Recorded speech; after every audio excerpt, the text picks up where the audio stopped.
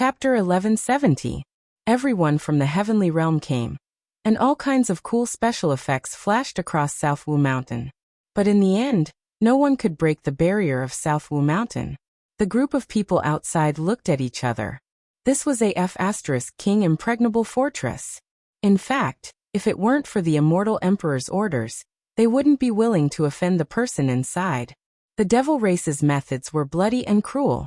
Although her methods weren't bloody and cruel, they were definitely much more terrifying than bloody and cruel. When she insulted people, she would make them wish they were dead, and wish they had never come to this world. Shisheng sat on a chair woven from parasol tree branches, and munched on melon seeds. He leisurely reminded them, "Do you want to go back and discuss a plan before coming back?" Immortal Emperor. Immortal Emperor, Immortal Lord Qili didn't do anything wrong. Maybe she really doesn't know? A god spoke up for Shisheng. Jiang Ling and Lu Yun's whereabouts were very important, but if she said she didn't know, it was possible that she really didn't know.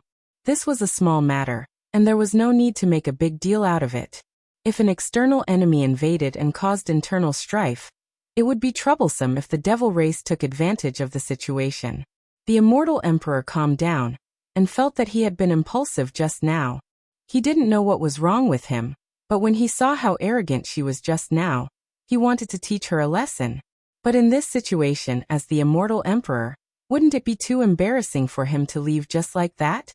A sensible god immediately paved the way for the immortal emperor. Immortal Emperor, Immortal Lord Qili is of the Phoenix race's bloodline. For the sake of the Phoenix race's achievements in the past, please forgive this lowly person. The immortal emperor pressed his fist against his lips and coughed. Then, who are you calling a lowly person? Before the immortal emperor could finish his sentence, the person inside exploded. Who's a lowly person? Everyone. It wasn't easy for the immortal emperor to find a way out, but he was starting to cause trouble again. What was he going to do? They were also very innocent, okay? The immortal emperor's anger flared up again. He shouted angrily, "Look at her attitude. Is she in charge of the heavenly realm? If you're willing to give up your position, I can do it for you," Shisheng said with a smile. "Qili, you want to rebel? It's not like you haven't done it before. A host who treats rebellion as a common occurrence is so scary." In the end, the group of gods dragged the immortal emperor away. Even if it was disgraceful, it was still better than a real fight later. Shisheng heard that Lu Yun had returned, but he returned to his palace the moment he returned and never came out again. Similar to Shisheng's Southwu Mountain, not many people could open the barrier outside Lu Yun's palace. Then Jiangling, Yaoqin and Xiaobai, who had been missing for a long time, returned. Little White hopped around outside Southwu Mountain for a while. Shisheng ignored it, so it could only look for Lu Yun. However, Lu Yun didn't have the time to bother with it. Little White was enraged and began to wander around the divine realm, causing the divine realm to become even more chaotic. Yao Qin had to take care of Jiangling, so she didn't have time to take care of it. Even if she managed to take care of it once, it would run away again in the blink of an eye, causing her a lot of trouble. Yao Qin was already very tired, and she still had to clean up Xiaobai's mess. She was getting more and more irritated. "Stay here. You're not allowed to go out again. Do you hear me?" Yao Qin grabbed Little White and stuffed it into a cage. Little White rolled around in the cage. When it realized that it was very small, it immediately became angry. "Let me out." She actually locked itself in such a small cage. Yao Qin squatted outside, and was very angry. "You cause trouble the moment you go out. I'll let you out when you learn to be obedient." Little White. Little White used its body to hit the cage, wanting to get out. Yao Qin stood up. "I borrowed this cage from the immortal emperor. Don't waste your energy." Little White's body bulged, deflated, and then bulged again. It refused to believe it and used its mouth to bite the cage. Before its mouth could get close to the cage, a piercing pain spread from its mouth. Yao Qin glanced at it, shook her head and left. Ferocious beasts were indeed difficult to change their ferocious nature. Why did she contract with it back then? She had to find a way to break the contract between her and Little White. Little White tossed and turned in the cage for a long time, curling itself into a ball unhappily. when it and that annoying fellow Qi were causing trouble in the divine realm. She would help it destroy the evidence. Woo, I won't say anything bad about you anymore. The previous owner was better than this owner. She was not its owner. After they returned, the devils that had been roaming all over the place suddenly disappeared. No trace of the devils could be found in the 3 realms. The devils would not disappear for no reason. They must have gone into hiding. But what was their purpose in hiding? The divine realm was very chaotic. The enemy was hiding in the dark. No one knew what they wanted to do. This feeling was like knowing that someone wanted to kill you, but you did not know when the killer would come. Jiangling recovered very quickly in the divine realm. Coupled with Yao Qin's blood, his strength improved a little. When he could move, the immortal emperor summoned Jiangling. Jiangling brought Yao Qin to the immortal emperor. The immortal emperor only frowned but did not chase Yao Qin out. Are you feeling better?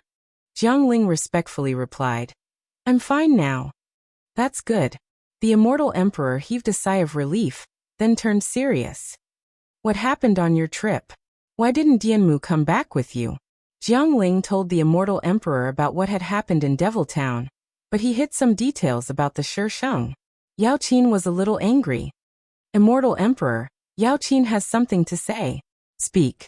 At the time, Qili immortal monarch was above us. She clearly had the power to save us, but in the end, she turned a blind eye. Then she exposed Mai and her immortal monarch's location, and had the devils attack us. Yao Qin did not exaggerate. She just angrily told the truth. Jiangling, is what Yao Qin said true? The immortal emperor looked at Jiangling, his eyes flashing with a deep dark light. Jiangling had long been disappointed in that little girl.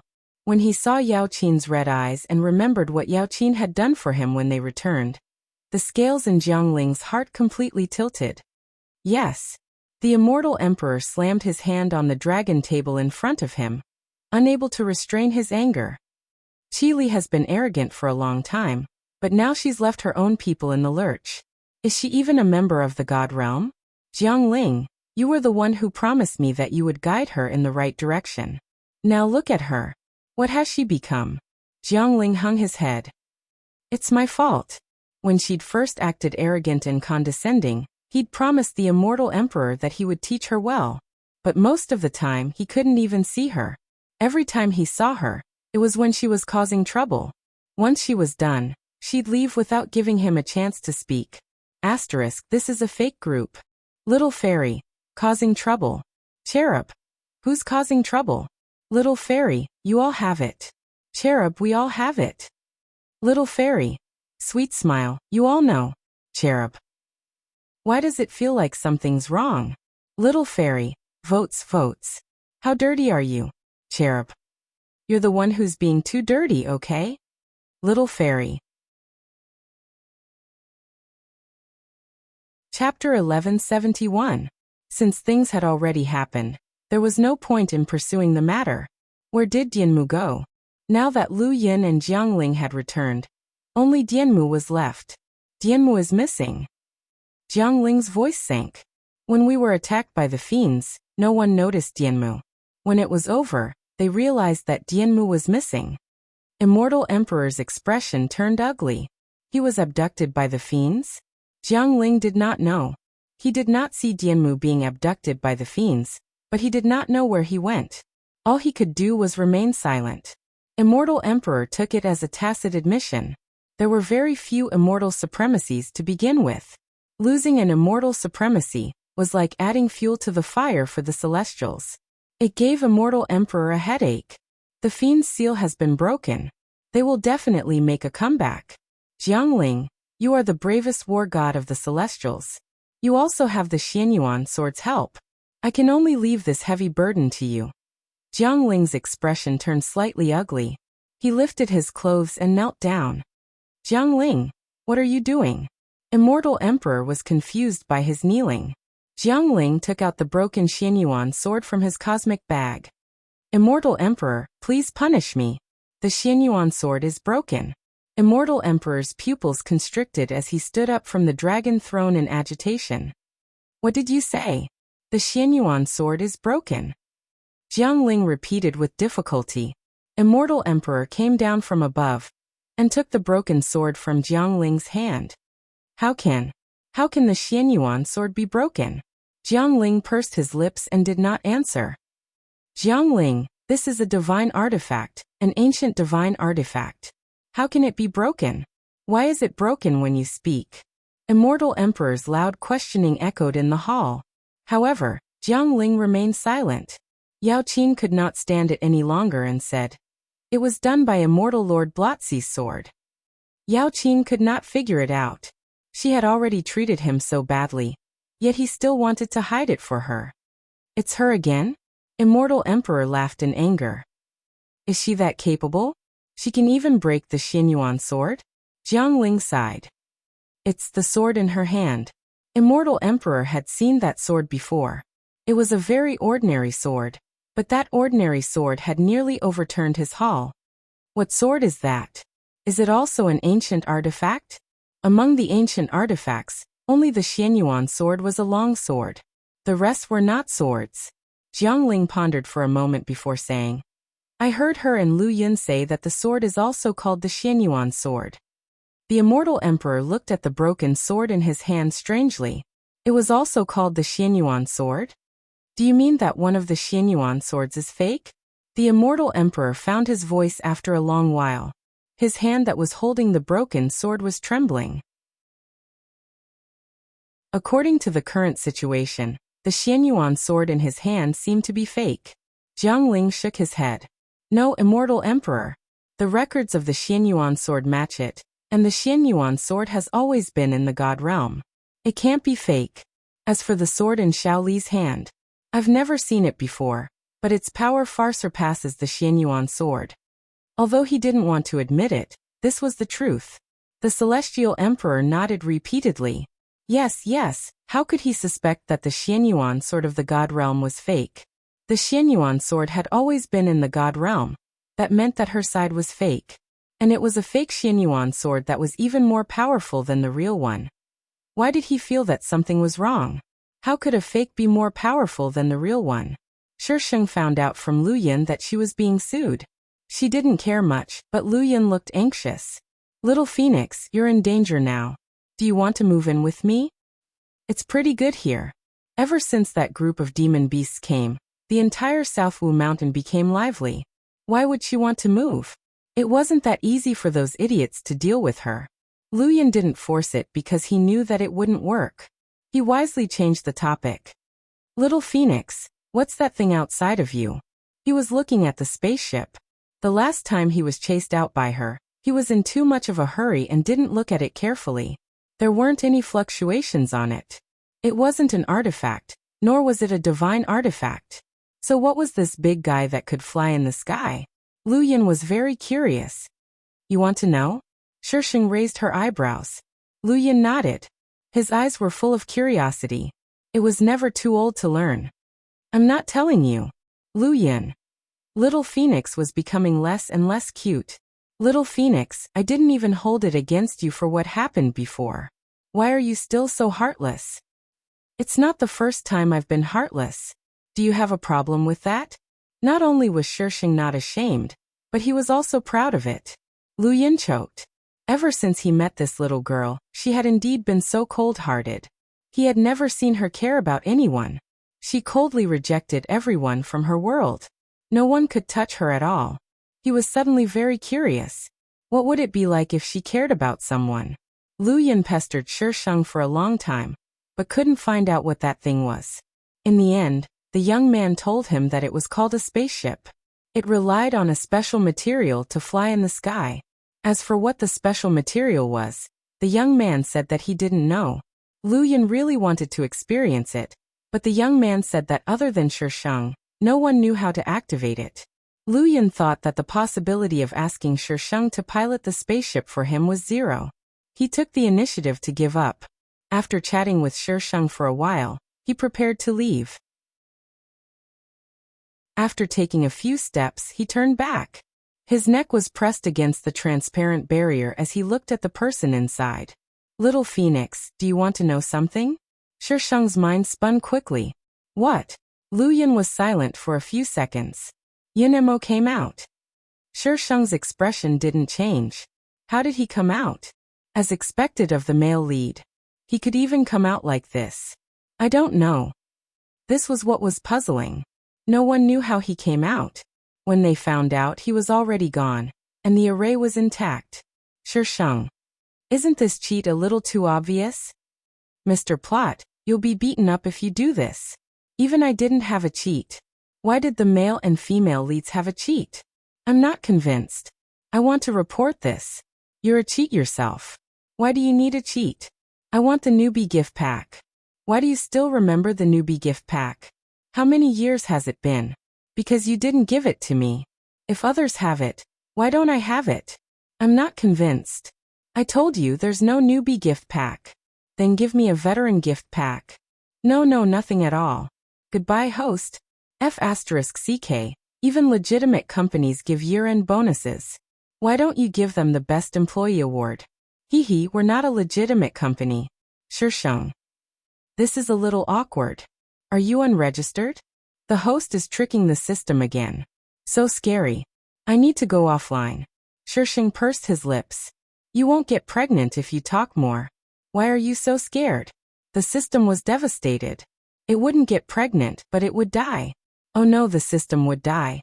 When the host finished tricking it, it would definitely be torn apart by the host. It would never talk to the host again. Chapter 1172. The sudden disappearance of the demons must have something to do with Yin Mo. She wondered if the male lead had turned even more evil after being locked up by her. Why was she suddenly so excited? Shi Sheng rubbed his hands together, ready to kill the male lead. But where to find him was a problem. The world was so big. She didn't want to go out. She would meet demons and be attacked by them. She was afraid. Shi Sheng took out the system and forcibly located the male lead's position. But when he saw the male lead's position, Shi Sheng was a little dumbfounded. He was in the realm of the gods. Awesome. Oh, the male lead. World War, come on. I'm ready. Shi Sheng went to find Lu Yun. He crossed the Huang Sea and arrived at the palace from before. Before he entered, he heard Si Zhu's scream. Immortal Master Qi Li is here again. Shi Sheng. It wasn't a girl. This was the first time he was here since that time, right? Why was he here again? Shi Sheng cut open the barrier and entered. He grabbed Si Zhu, who was running inside. Why are you running? Do you think I'll eat you? Si Zhu's face was pale. She trembled. Chi. Eat what? Don't stammer. Speak properly. I. Si Zhu stuttered even more. She wanted to speak properly too, but she couldn't control herself. Immortal Master Qi Li, don't scare Si Zhu. She's timid. Nian Dong heard the noise and ran out. Si Zhu nodded pitifully. She was timid. Don't scare her. Nian Dong, save me. Immortal Master Qi Li is so scary. Nian Dong comforted Si Zhu with her eyes. How did I scare her? She didn't do anything. Nian Dong. You're just standing there. You're scaring her. This silly child was scared by you back then. Of course, Nian Dong didn't dare to say this. It would be disrespectful. Immortal Master Qi Li, if Si Zhu did anything wrong, I apologize on her behalf. Please don't take it to heart. Shi Sheng let go of Si Zhu and asked Nian Dong. Where's your Immortal Master? Immortal Lord is not here. Does Immortal Lord Qi Li have any urgent matters? Nian Dong replied in a tone that was neither servile nor overbearing. Shi Sheng looked at Si Zhu speechless. Why are you yelling if he's not here?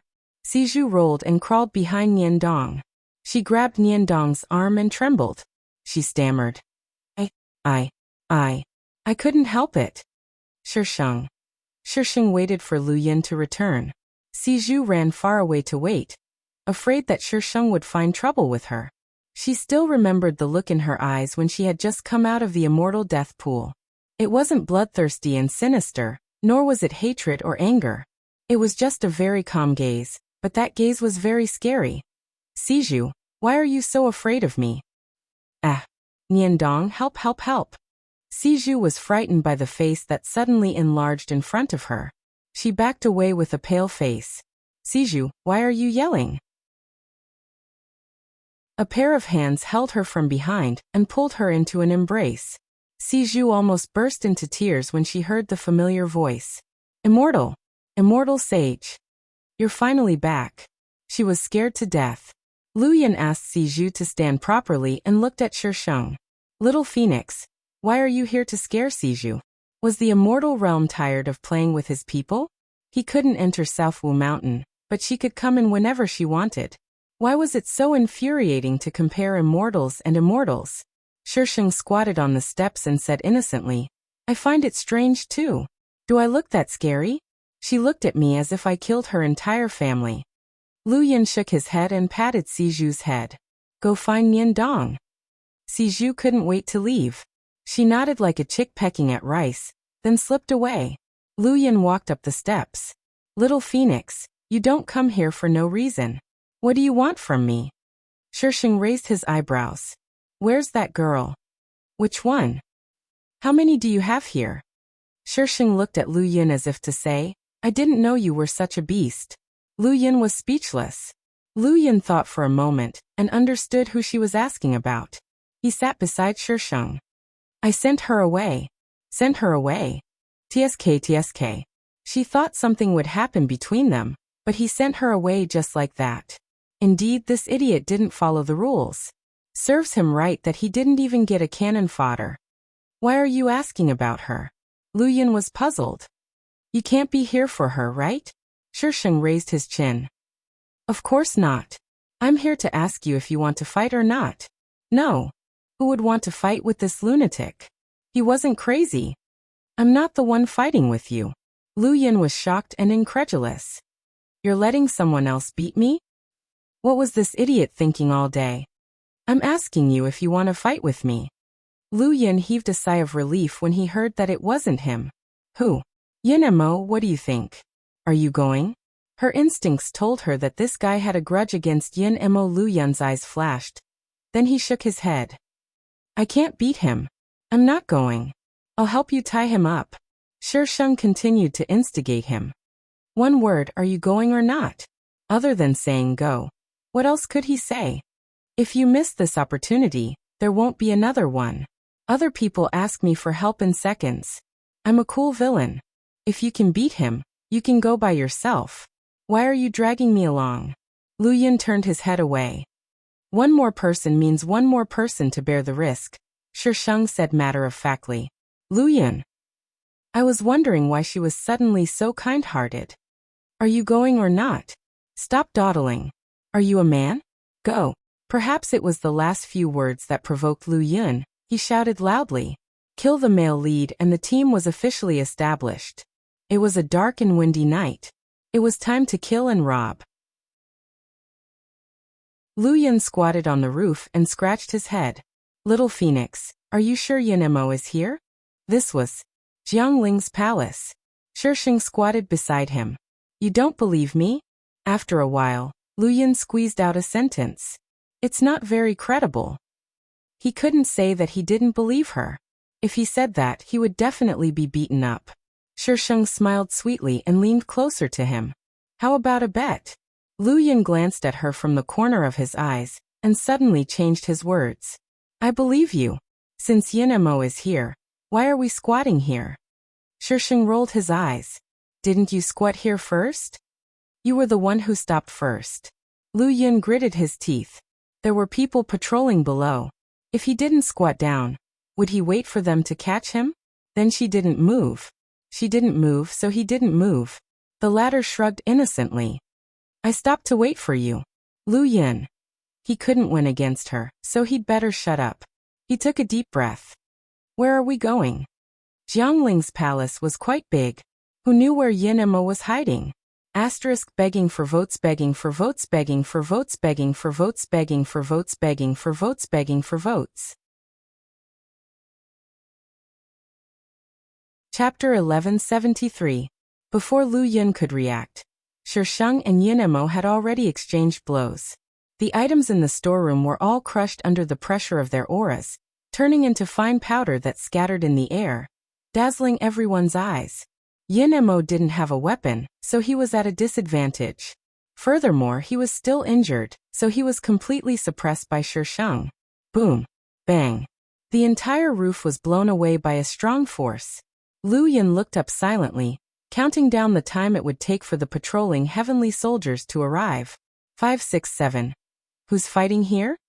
A loud shout came from the flat ground. What answered him was an even louder rumble, and a piece of building debris flew towards them. The heavenly soldiers. Why were the male and female leads so difficult to kill? The reason was that every time he thought he could kill them with one move, the air would suddenly freeze, and the male and female leads' reactions would exceed their limits and avoid being hit. Sheng was very angry. If he couldn't kill them, then he would just tie them up. After all, there was a free killer here. Sheng made a feint, and when Yin Mo was defending himself, he suddenly disappeared. Yin Mo lost his target and looked around vigilantly. Just as he turned around, a cold light came down on him. He instinctively reached out to block it, but the cold light didn't continue. Instead, a golden light flashed, and his hands were bound by the golden light. The golden light quickly wrapped around his body and tightened. His body lost balance and fell from the sky, crashing into the ruins. Yin Mo wanted to break free from the thing that bound him, but he couldn't. The heavenly soldiers were faster than Sheng. They surrounded Yin Mo first, and the leader was Jiangling. Yin Mo? Seeing the person clearly, Jiangling was also very surprised. Why are you here? They all thought that Yin Mo had already left the heavenly realm. Who knew that he was still here, and in his palace? Yin Mo lay on the ground, and he had to look up to see Jiangling. This position was somewhat humiliating, so he looked away and didn't say anything. A soldier would rather die than be humiliated.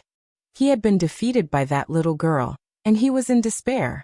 Jiangling was silent for a while, then he picked him up and pushed him to the heavenly soldiers beside him. Sheng rushed down from the sky and said to Jiangling, "Hey, I caught him. Give him to me. You actually want a share of my spoils of war. How scary." Jiangling narrowed his eyes and looked at Sheng as if he was looking at a stranger.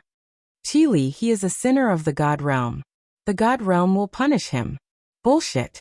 I caught it. Why should I give it to you?" Sheng glared. "In the God realm, everything has to be done according to the rules." Sheng, "Rules my ass. Where is I's sword?" "Qili, what do you want to do?" Jiangling Jian raised his sword and scolded sternly. "Now is not the time for you to mess around. Jiangling, Yin Mo was indeed caught by Little Phoenix. You just took him away like this. How could she not be angry?" Lu Yin stood a little further away and looked over. "It's better if you give her to Little Phoenix. If she goes crazy, you'll be in trouble. This is the God realm." Jiangling suddenly became stubborn. Sheng raised her sword for a long time without bringing it down.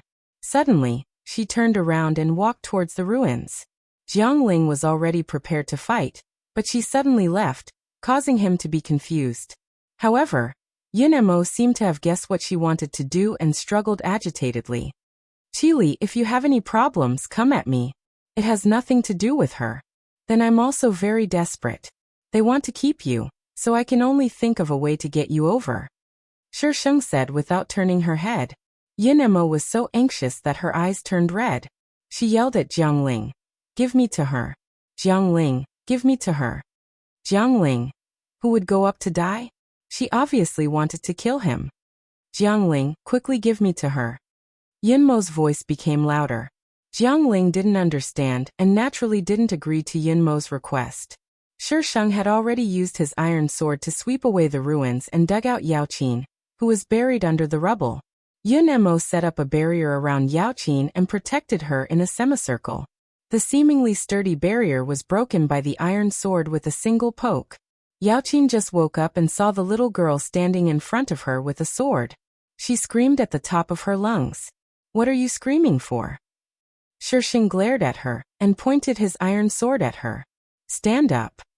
Yaoqin's mind was filled with all kinds of memories. She remembered that she came to see that man.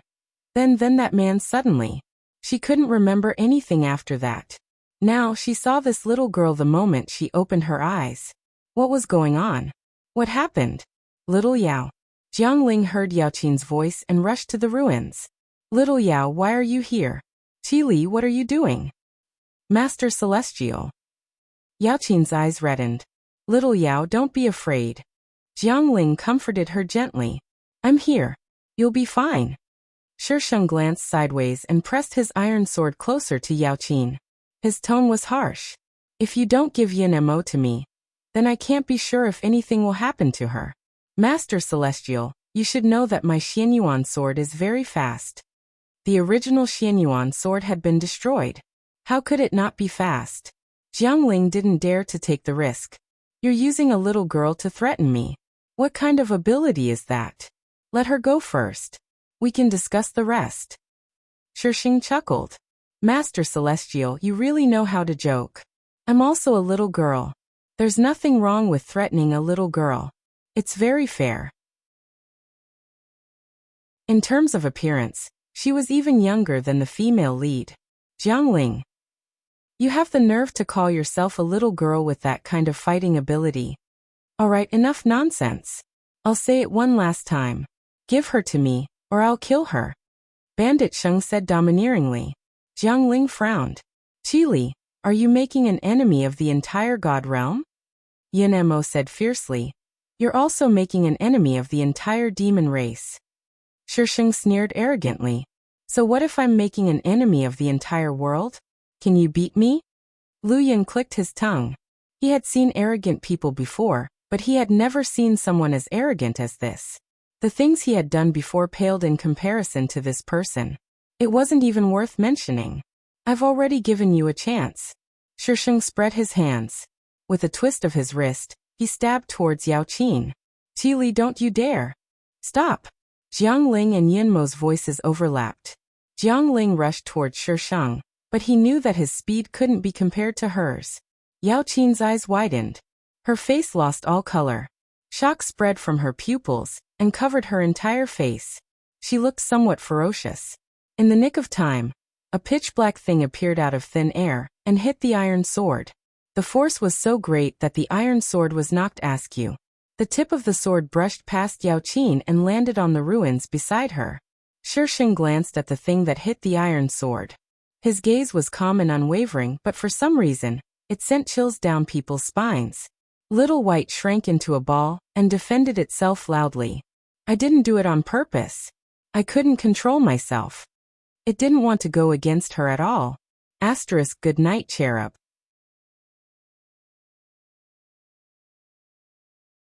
Chapter 1174. Little White was bound by Yao Qin. She must be the one who could control Little White. After Little White finished speaking, he pounced on Shisheng again. His childish voice was still shouting.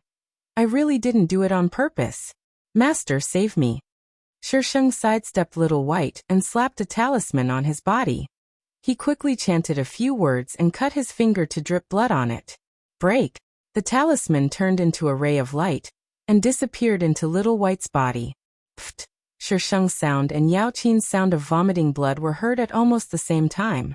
Little White's body suddenly lost its support and fell limply to the ground. He curled into a ball and rolled to a corner of the ruins. Yao Qin's horrified expression turned into astonishment when the contract was forcefully broken. The person who brought her to Jiang Ling told her that it was very troublesome to break the contract with her ability. She needed many things, including the blood of the phoenix. But she didn't give it to him, so he gave up. But now it had only been a few seconds. How did she break the contract? What did I do to offend you? Yao Qin's face was pale as she asked word by word. She couldn't understand. You didn't offend me. Shisheng's eyes seemed to be tinged with a smile. You offended Qili. This is my mission. I can't do anything about it. Yao Qin didn't understand. Aren't you Qili? No, I'm just someone who helped her fulfill her wish. Shisheng's tone was light as he shamelessly praised himself. She's not as powerful as I am. Yao Qin didn't understand. When did she offend Qili? If the person in front of her wasn't Qili, then who was she? Her mind was in a mess. She clutched her chest in pain. When she moved, her robe was pulled down, revealing the ambiguous marks on her body. Jiang Ling was already in front of her, but now he was stunned. He stared at those marks with an obscure gaze. As a normal man, even if he didn't have a partner, he knew what it meant. From where she was exposed, He knew that she wasn't wearing anything. Yao Qin seemed to sense something. She pulled her robe to cover those marks. She looked at Jiangling with a pitiful expression. Celestial. Celestial. I was forced. Yao Qin was indeed forced. She wasn't lying. It's just, female lead Darren, your official partner is over there. If you do this, your official partner will turn evil. Hey. Shisheng looked at Yin Mo. As expected, the latter's face was dark and gloomy. His eyes were filled with malice and anger, as if he wanted to dismember Shisheng. This was a male lead who had already darkened. If he continued to be provoked like this, how dark would he become? Shisheng withdrew his gaze and quickly swung his iron sword down. Jiangling could only watch helplessly as the iron sword sank into Yao Qin's chest. Shisheng still felt a lot of resistance. She was already in this state, but the female lead halo was still there. Was it easy to be cannon fodder? So infuriating. I just want to complete a mission. Why is it so hard? Recovering from his shock, Jiangling immediately attacked Shisheng with his palm. Shisheng didn't have time to attack again, and retreated to a safe position. If he had known earlier, he would have smeared some poison on his iron sword. No. Let's do it again. Shisheng rushed forward again. The iron sword stirred up the spiritual energy in the air, forming a solid crescent-shaped wave of air. As she waved her sword, it swept across with majestic momentum. Jiangling was shocked by this majestic power. She could actually use the spiritual energy of heaven and earth at will. A person could use the spiritual energy of heaven and earth for their own use. In other words, their spiritual energy wouldn't be exhausted. As long as there was spiritual energy in heaven and earth, she could use it without limit. How terrifying was that? Jiangling thought back to when they first met. They both thought that it was her sword that caused that disaster. But now he knew that it wasn't. She used the spiritual energy of heaven and earth. How did she do it when she was just born? No one could answer Jiangling's question. He had to use all the spiritual energy in his body to prevent himself from being crushed by that power. Cough cough. Jiangling propped himself up and wiped the blood from the corner of his mouth. He looked up at Shisheng. The little girl who was standing there a moment ago was gone. Jiangling was shocked. He didn't notice when she disappeared. He turned back to look in Yao Qin's direction. Sure enough, he saw her there. Chili. Shisheng didn't hesitate and stabbed at Yao Qin's heart. Crack. At that moment, something seemed to break. It was a very clear sound. Yao Qin's eyes widened. Her eyes were gradually covered with a layer of green light. At first it was very thin like mist, but soon it became thicker. Her body also began to emit green light spots. The light was very gentle, like the warm sun in spring. The light became thicker and thicker. Yao Qin's body slowly rose. Her outer robe fell off her body. The green light immediately covered the important parts of her body.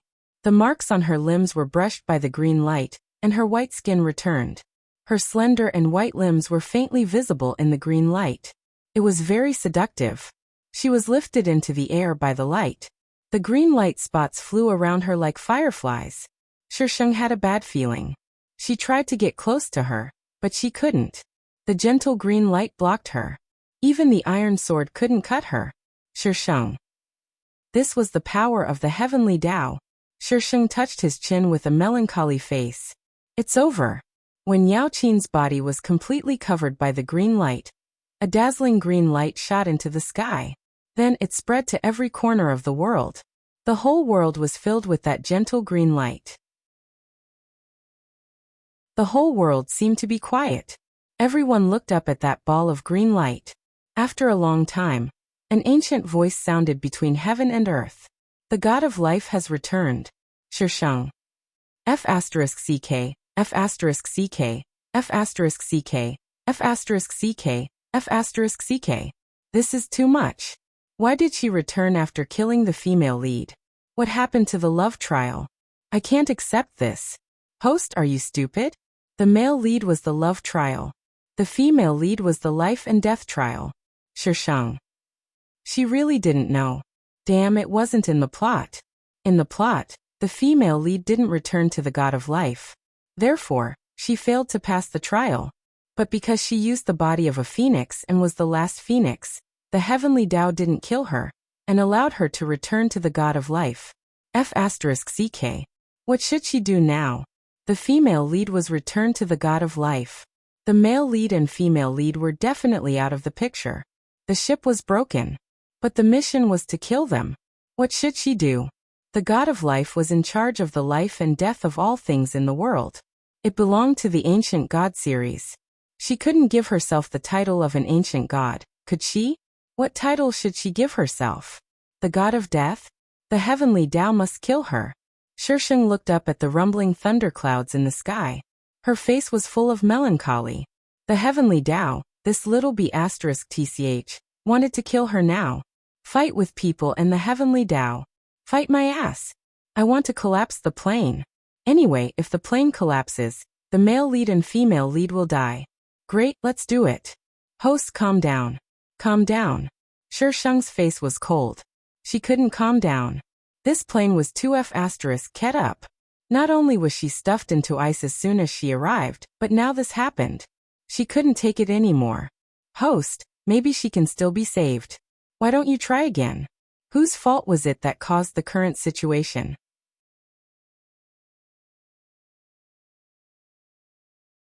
Chapter 1175. The system knew that if Shisheng said he wasn't going to do it, he meant it, unless Feng Xiai suddenly appeared. However, it couldn't make Feng Xiai appear out of nowhere. So it was better to go offline. Pretend that it didn't know anything. Shisheng looked up at the green light in the sky. He had a high chance of killing the two of them before she could react. Shisheng turned to Yin Mo. Kill the male lead first. Yin Mo met Shisheng's gaze and felt a chill run down his spine. He felt that the little girl in front of him was more like a demon. Shisheng grinned. His smile was especially creepy under the green light above his head. Shisheng swung his iron sword and rushed toward Yin Mo. She suddenly attacked while the others were still immersed in the sky. The people around Yin Mo didn't manage to stop her. Rumble. The sound of thunder echoed through the sky and shook everyone's hearts. Accompanied by a bolt of lightning that was as thick as an arm, the little girl in the black dress arrived in front of him like a bolt of lightning. The light of the lightning reflected off the metal sword, and along with the green light that filled the sky, it shot into Yin Mo's eyes, creating a very beautiful color. Rumble, rumble. The lightning tore through the sky and struck down in Shisheng's direction. Shisheng quickly sent the iron sword into Yin Mo's body. His arm was numb from the shock. A strong force rushed into his body and went straight to his dantian. At that moment, his dantian felt like it was burning. Shisheng gritted his teeth and pulled out his iron sword. He dodged to the side. The lightning was about to hit Yin Mo. When it reached his head, it made a sharp turn and fell to the side, sending a few heavenly soldiers flying. F***ck. How could this be? Don't be so biased, heavenly Tao.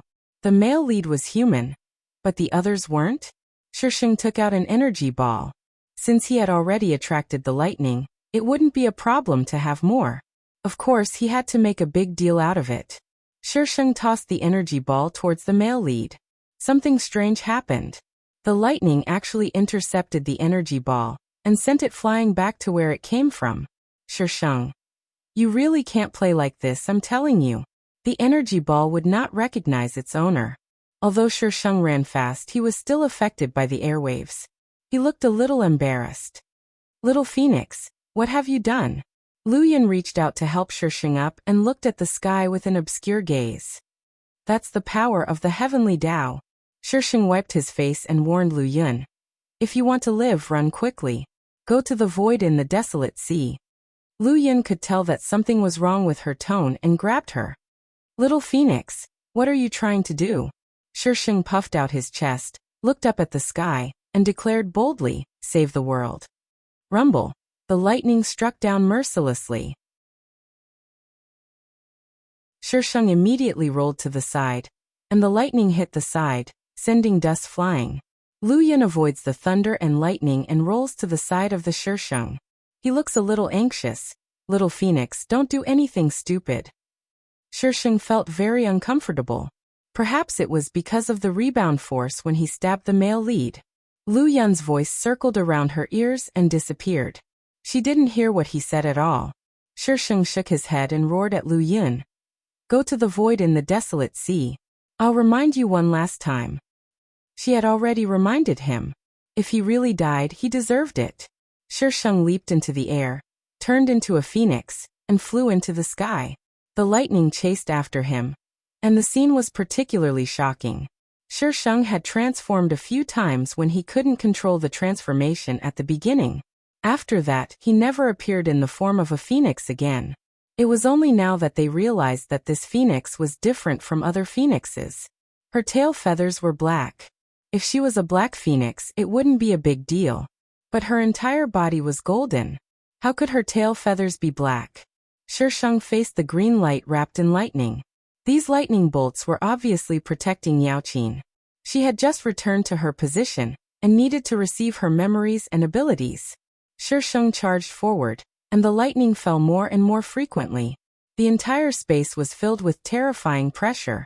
Under such pressure, the things on the ground began to disintegrate and turn into dust.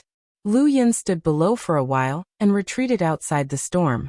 When he passed by a ruin, he bent down to pick up the unconscious little white and stuffed it into his sleeve. He looked back at the phoenix in the sky.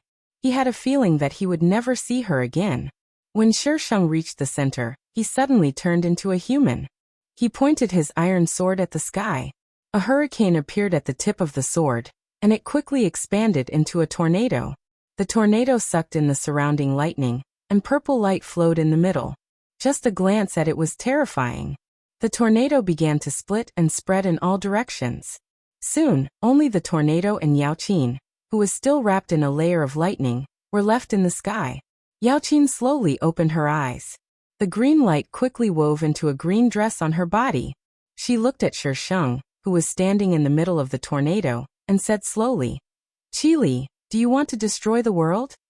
"Destroy the world? That's boring." Shisheng sneered. Under Yaoqin's surprised gaze, he opened and closed his mouth. "Goodbye." Before Yaoqin could react to Shisheng's words, she suddenly saw him disappear into the tornado. The cry of the phoenix resounded through the sky. It was clear, high, and arrogant. It was just like her. Yaoqin realized that the power in her body was beginning to dissipate. The power flowed out uncontrollably, and the whole world seemed to be shaking. The darkness split the sky into countless small pieces. The sky, which was still filled with thunder, was now gone. Only the sound of splitting was left. Those tornadoes spread into the distance, and everywhere they passed, everything collapsed and shattered. The darkness quickly invaded. The scenery below was collapsing. The faces disappeared, the buildings disappeared, and everything disappeared. She watched as Yin Mo was swallowed by the darkness. Yaoqin slowly raised her head. The phoenix in the tornado was burning with flames, as if it wanted to burn the three worlds. The phoenix was rising from the ashes. It was the most shocking scene in the world. Shisheng returned to the system space. He rubbed his arms and asked the system in an unfriendly tone, "Buttface, tell me, why did I spontaneously combust in the end? When you first arrived in this world, Yinemo hit you.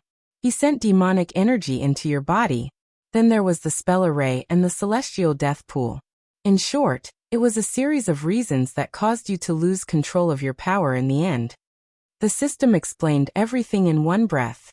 Shisheng gritted his teeth and asked, "So I was tricked?" Could it answer this question? Of course not. It would be beaten to death. Shisheng was silent for a while. Suddenly he said, "Look at the sequel." The system was puzzled. Why did it suddenly want to see the sequel? It didn't even want to see it in the past. The system changed the scene on the screen to when the world started to collapse. Yin Mo and Yaoqin were definitely dead. Jiangling was also drowned in the darkness. It was unknown if he was still alive. Lu Yun brought some of the God Clan to the void that Shisheng mentioned. When the plane collapsed, it actually went around the void. And in the void, a new world started to form. Shisheng saw this and asked the system to turn it off. Asterisk, the word count was exceeded. The remaining words were sent to the author has something to say. It didn't affect reading. It would be moved back tomorrow.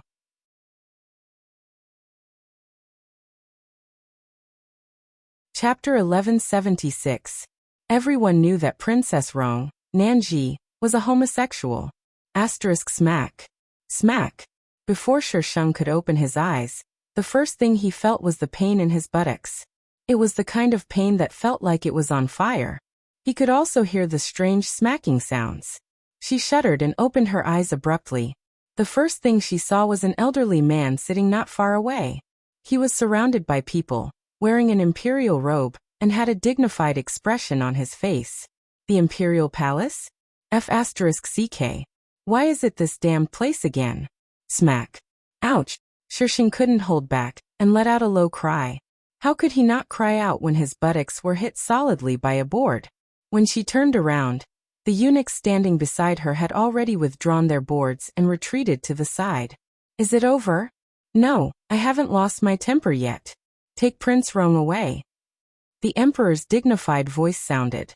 As soon as he finished speaking, someone immediately came forward to carry Shisheng away. Shisheng. Calm down. Wait until I receive the plot. Then I'll deal with you idiots. Miss Liu, are you satisfied now? Shisheng hadn't been carried very far when she heard the emperor's voice ring out again. This time it was clearly filled with anger. A woman's clear and melodious voice sounded from Shisheng's left. Your Majesty is just and upright. Princess Annal is blessed by the heavens and will be fine. The emperor's voice became even more dignified. Miss Liu, if anything happens to Annal, you should consider the consequences. Shisheng glanced at the woman who spoke out of the corner of his eye. She was very good-looking, wearing a light purple dress. Judging from her appearance, she didn't seem to be from the palace. That aura, calm and unhurried, with an inexplicable sense of confidence. There was always a faint smile on her face. She was definitely the female lead. Shisheng. So why was she called Prince Rong? What kind of crazy things did he do to the female lead? Shisheng felt that he should calm down and wait until he finished receiving the memories. The Shisheng soon couldn't hear the rest of the conversation. She was casually thrown into a palace hall. Two eunuchs arrogantly looked at her without the slightest bit of respect. Your Highness Prince Rong, you don't need us servants to apply medicine for you, do you? Shisheng propped herself up on the bed, so that her aching buttocks were in the air. She glanced at the two eunuchs and said nothing. Aya, your Highness has been spoiled since childhood. How could you be used to servants serving you? That's true. Then your Highness should apply the medicine yourself. The two eunuchs laughed arrogantly and left the room. Shisheng heard the sound of the door being locked. It seemed that his body's condition was not good. Alright, there wasn't a single time when it was wonderful. What a ridiculous counterattack. Shisheng climbed onto the bed with difficulty and began to receive the plot. This was an ancient transmigration novel. The original owner was Nanji, Prince Rong of the Northern Liang Kingdom. She was clearly a girl, but her mother had forced her to raise her as a boy. Which concubine in the palace didn't want to give birth to a prince? Perhaps the emperor would be crazy enough to choose her. However, she was named Nanji. Such a feminine name had been laughed at by many siblings. Because of this, Nanji didn't have a good relationship with her siblings. With no one to play with, the original owner's personality became more and more eccentric. Later on, she realized that she was different from others. Perhaps because she had to suppress her feminine nature. She became even more arrogant and domineering. She bullied others with her power, and was the perfect spokesperson for a hedonistic prince. The original owner's mother was very favored. She was the head of the 4 concubines and her family was very powerful. When she was alive, the original owner was almost the overlord of the imperial city. No one dared to provoke her. The original owner's life was not bad, but she was still a girl. There were times when she first fell in love. The tragedy began when she met Chu Luo. Chu Luo was a princess with a different surname. She was good-looking and had outstanding military achievements. She was the dream lover of all the girls in the Northern Liang Kingdom. The original owner fell in love with Chu Luo at first sight. However, she knew that she couldn't confess to Chu Luo.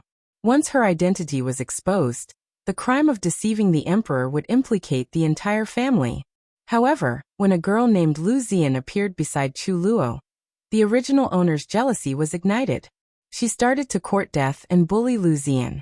However, This Lu Zian was the female lead of this novel. Lu Zian had transmigrated and her medical skills were superb. If she dared to go against the female lead, wouldn't the female lead deal with her? First, her mother fell out of favor and was involved in a concubine's death case many years ago. She was banished to the cold palace. Later, it was revealed that she was a girl. The Sima family behind her was involved in a corruption case. In a rage, the emperor executed the entire Sima family. There was no lack of the male lead's involvement in this. The original owner didn't expect the person she liked to be so heartless. The original owner hated Lu Zian. She had done something wrong, but she had never done anything to the Lu family. However, Lu Zian had directly attacked her mother and the family behind her. The original owner's last wish was to save her mother, protect the Sima family, and find a man better than Chu Luo. Shi Sheng was in despair. F***ck, now that the original owner's mother had been banished to the cold palace, she was about to expose her identity as a girl, and the Sima family was in chaos. As long as her identity as a girl was exposed, the Sima family would be executed. It was so fast that it seemed to have been premeditated. In fact, it was indeed premeditated. The original owner had exposed her identity as a girl, because Lu Zian had bribed a eunuch to expose her identity while she was unconscious. Lu Zian, the transmigrated female lead, was a little unscrupulous in order to attack her opponent. It didn't matter if she was unscrupulous as long as she achieved her goal. However, as the female lead, not the villain, she couldn't frame someone without evidence. Yet this female lead did just that. This was a complete debacle. You're the female lead, not the villain. You have to be righteous. You have to be fair. You have to be honest. Shi Sheng sighed again. It was great to be a villain. There was no need to pretend to be righteous. If she didn't like you, she would kill you. Awesome. Shi Sheng was melancholy. Now, not to mention killing the female lead, even getting out of bed was a problem. The original owner deserved to be beaten. She knew that her amulet had fallen out of favor, but she still poisoned Princess Lu, who was now favored. She made people think that Lu Zian was the one who did it. In the end, the female lead saw through her plan in minutes, and even got the emperor to beat her up. In the end, the female lead gained a blessing in disguise. She cured Princess Lu and got to know Princess Lu. They developed a friendship and had a backer. Erguzi, the body you chose this time seems like you deserve to die. Shi Sheng was puzzled. The original owner wasn't innocent. But there was definitely resentment. After a while, the system spoke. There's a problem with the system. The body you used this time was supposed to be Princess Jun. Shi Sheng. Damn Erguzi, are you broken? You even messed up your avatar? Wasn't King broken by you? The host changed the program and used its authority by force. She found some strange functions added by the owner and messed around. How could it be blamed for such a problem? Then what should I do now? Change back to my original body? Princess Jun is already dead. It's too late. The system said. You can use this body. There will be no score for this mission. You can choose not to complete the original owner's last wish. But the host needs to be careful. If you mess around, your character points will still be deducted. Shi Sheng. Asterisk, you want a woman dressed as a man? Although I don't know what the hell I wrote. Hashtag begging for votes. Hashtag begging for votes.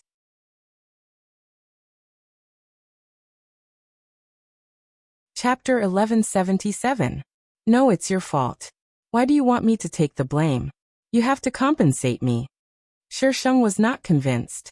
How is it my fault? It's my host's fault. The system felt that it could not win against Shi Sheng, so it admitted defeat. Host, what do you want? Give me some medicine first. My butt hurts. He had been spanked 50 times. She was not beaten to death because she wanted to let the original owner know how miserable she would be in the future. She did not need to look to know that her butt must be very beautiful. It was bloody. Let's make it clear first. I'll give you the medicine and we'll let this go. It did not want the entire plane to be threatened by its host. Although it was threatened all the time. You wish. You want to let this go with just a little medicine? Do you think I will be so easy to deal with? Host, Please remember that you are also to blame for the current situation. It was responsible for controlling the system, not changing the program. These things were set to be fixed. T. I didn't do anything when I went back. How can you blame me for the sudden problem? That makes sense. Maybe you didn't recover from it. Stop ting. I'm telling you, this is your fault. It's fine if you don't give me the newbie gift package, but now you're pushing the blame to me. A system like you will be thrown into the recycling bin sooner or later. The system suddenly went silent. Shisheng did not say anything for a while. Shisheng thought that it had gone offline. He took out the tablet and saw that it was online. Was it stuck? But face. Are you okay? Do you need to change your brain? Host, I think you need to change your brain. Shisheng did not know if it was an illusion, but he suddenly felt that Buttface's tone was much tougher than before. Shisheng rolled his eyes. Could it be that the retarded master is back? Shisheng looked down at the tablet and swiped her fingers a few times. Then she saw that her access was being cut off. Exclamation marks appeared on the screen one by one, along with notifications saying that she had no access. Shisheng. This retarded master is finally online. Shisheng stared at the tablet for a while. When she was sure that her access had been completely blocked, she tilted her head and said, Buttface, can you ask your master to talk to me? If the host completes the mission seriously, you will naturally see the master. The rest is not within the host's scope of concern. It was now a system with a backer, so it didn't need to be afraid of its host anymore. Shisheng raised his eyebrows. Are you sure you want to talk to me in this tone? Why do I have a bad feeling about this? Her master was online, and her authority had been cleared. There was no problem at all. Illusion, it must be an illusion. However, when the system saw Shisheng fiddling with her tablet, it had a bad feeling. Beep. System initialization successful. Authority replacement successful. Data transfer successful. Database authority replacement successful. Please name the system. The system has successfully ordered Buttface. The above was not the system's voice, but an even duller voice. The system remembered this voice. It was the voice that guided the system after initialization. Zu. Host. You, what did you do? Give me the medicine. Damn it, it hurt so much. The system didn't want to give it at all, but it had already chosen the most effective medicine and gave it to Shisheng. It couldn't control it at all. So scary. I've only been showing off for less than a minute. Why did you give me such a big blow? Shisheng blocked the system and applied the medicine on himself. The medicine produced by the system was definitely of the highest quality. As soon as the medicine was applied, his butt felt cool, but he didn't feel any pain at all. After applying the medicine, Shisheng put the system online. Buttface, if you listen to me obediently in the future, I won't send you to the recycle bin. If you don't listen to me, humph. I'm so scared. Master, why did I change owners as soon as you came online? You can't cheat the system like this. Shisheng held the tablet and looked at the data. However, the more he looked, the deeper his frown became. These data were not useful. In other words, there was still nothing. Except that she could control the system. The system had said that Feng Xi's database was not connected to hers, which meant that there should be more than one database. And those databases were probably not authorized to the system, so the system might not even know about them. I've underestimated this master. Interesting. Shisheng laughed sinisterly. I'd like to see who's so awesome that he knows I so well and dares to scheme against I. Although Shisheng had changed the system's owner to himself, the system firmly refused to admit it. Its loyalty to its master was still 100%. Shisheng was too lazy to deal with it. He sat up on the bed and looked around. This seemed to be the palace where the original owner's mother used to live. Before she had a title, the original owner had always lived here. She only moved out after she got a title. However, there were only the original owner's clothes here. Shisheng walked to the cabinet and rummaged through the clothes inside. Most of them were light-colored. After searching for a long time, he finally found a set of black casual clothes. Shisheng changed out of his bloodstained clothes and saw a bronze mirror beside him. He walked over and looked at himself in it. The original owner was quite handsome. She didn't look too feminine in men's clothes. No wonder she hadn't been discovered for so many years. Shisheng ran his fingers through his messy hair. I'm quite handsome. In the past, the original owner liked to wear light-colored clothes. His skin was fair, so wearing those clothes would give people the impression that he was a pretty boy. Shisheng wore a dark-colored outfit. Coupled with his natural temperament, he instantly transformed from a pretty boy into a handsome man. Shisheng rummaged through the cabinet and found a fan. He stood in front of the mirror and fiddled with it for a while. You wait outside. I'll go in and take a look. A shrill voice suddenly sounded from outside. Shisheng slammed the fan shut and turned to look at the main door. The chains rattled for a while before the door was pushed open. A young eunuch wearing a eunuch uniform walked in. He was stunned when he saw the neatly dressed and handsome Shisheng. Did he walk into the wrong room? This person was indeed Prince Rong. Why didn't he look like him? Also, how could he get out of bed so quickly after being hit with the plank? Shisheng sat on a chair nearby and crossed his legs. His roguish temperament instantly appeared. You don't even know how to salute this prince?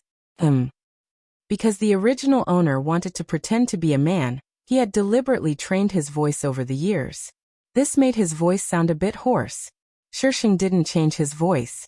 The original owner's voice was very pleasant to listen to. It was hard to tell if it was a man or a woman. As long as he paid attention to the volume and pronunciation of his words, there wouldn't be any problems. When the eunuch heard Shisheng's words, he suddenly came back to his senses. His face showed contempt. Your Highness Prince Rong must have forgotten that you are currently locked up. Do you still think that you are the Prince Rong of the past? These eunuchs dared to be so bold because they received orders from their masters.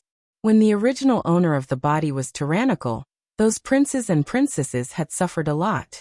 Now that they were in trouble, how could they not step on them? Shisheng propped his fan against his chin. His eyebrows curved. You're right. I am not the Prince Rong of the past. ## today's request for popcorn-flavored votes ## there's an activity in the book review section. Welcome ## monthly votes ## votes ## you guys are really bodhisattvas #.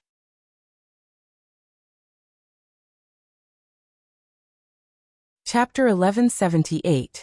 The eunuch suspiciously sized up Shisheng. How could Prince Rong speak so confidently? His Majesty had just hit him, and his imperial mother was still locked up in the cold palace. It must be an act. The eunuch immediately calmed down after thinking about it. A mocking expression appeared on his face as he said sarcastically, Your Highness Prince Rong, please don't argue with your servants, lest you suffer. You still know that you are servants, but you still think that you want to climb over this prince's head and become masters? Shisheng's tone was neither light nor heavy, making it impossible to tell whether he was happy or angry.